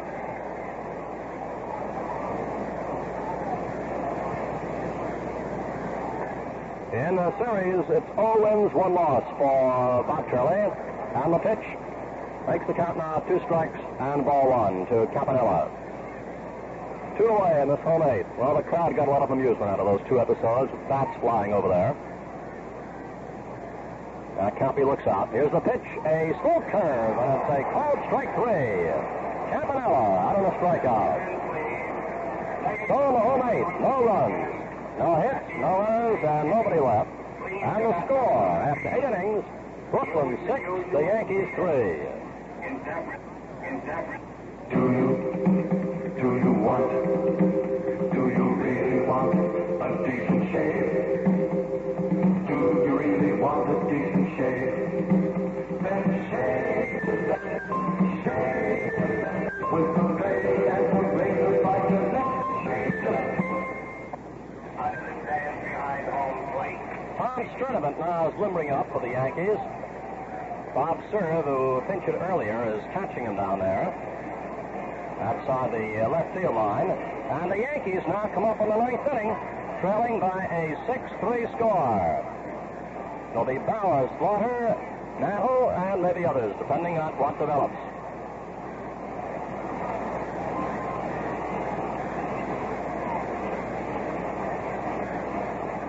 Hank Bauer, first man up, has 2 for 4 so far against Sal Maglie.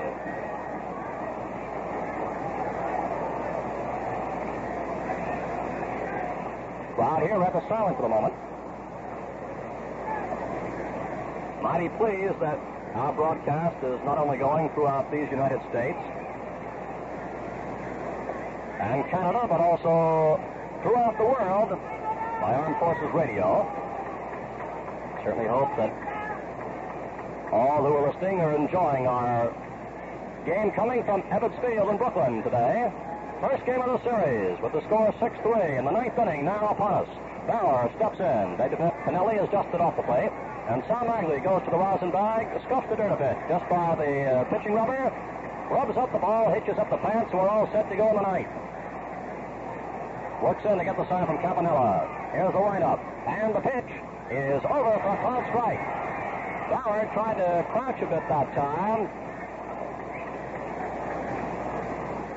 Strike 1 to Bauer. Down in the bullpen, it's still Besson and Levine warming up for the Dodgers. Here's the windup by Maglie. Sal delivers, and it's strike 2 as Bauer attempting a bunt in a pitch which was on the outside corner, missed it. 2 strikes the count.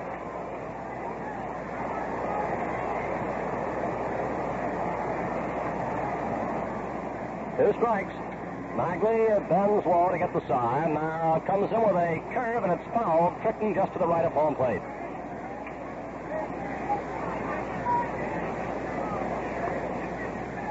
Two strikes the count to Hank Bauer here in the 9th inning.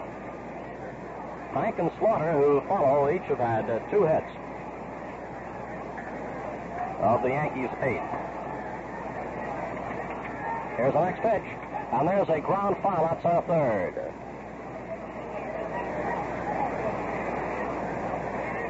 That remains strike 2 to Bauer. Hank grips that bat, looks out toward the mound. Sal Maglie has struck out 9 men today. Brilliant display of pitching. The right-hander delivers, and there's another foul going off to the left and out of play. Heading up, just skims by in front of the roof into the second deck. Bauer steps out of the batter's box as a new ball goes out to the mound. Outfield is slightly around toward left, and the infield is pulled slightly around in the hole. Reese has moved over just a few feet in the shortstop post. Now the sign from Cappy. 2 strikes to count. The pitch, wide. And the crowd hums because Bauer that time followed that ball with rapt concentration all the way as it finally came in low and outside. 2 strikes and a ball. Sturdivant warming up in the Yankee bullpen. Here's the next pitch from Maglie. Just missing in the inside corner. Sal tried to throw one in there just about billed high, and it missed the inside corner by inches. It appeared here from our broadcast booth. Sal again back off the mound, has glove off, and he's given that ball a good roughing up. The score, Brooklyn 6, the New York Yankees 3. The 9th inning, the pitch. There's a ground foul outside of third, and Bauer is sticking right in there. So let's take this moment right now to pause 10 seconds for station identification. This is Mutual, the radio network for all America.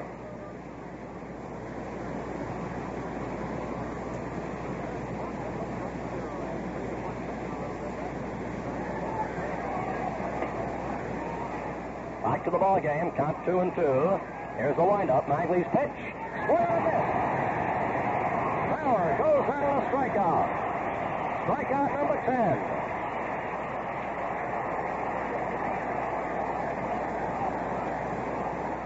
10 strikeouts for Sal Maglie. Enos Slaughter, who was 2 for 4, comes up with 1 out of the 9th inning.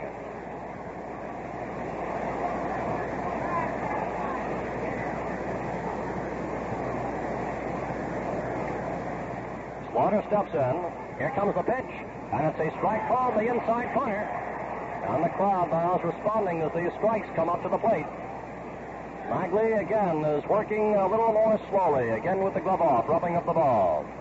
Slaughter is an infield hit and a hit to left. He's popped up and lined out to center. He takes wide, and the count goes to 1-1.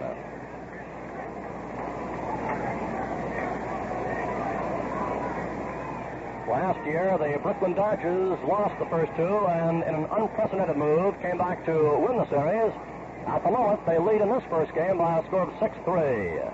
Maglie winds up, comes in with the pitch, and there goes a line drive to short left field. It's in there for a base hit. Amos grabs it on the hop, throws in, and Slaughter has his 3rd hit. A single to left. That brings up Mantle, and as those who follow the fortunes of the Dodgers and the Yankees know, each of these teams is capable of coming up in any inning and staging a rally.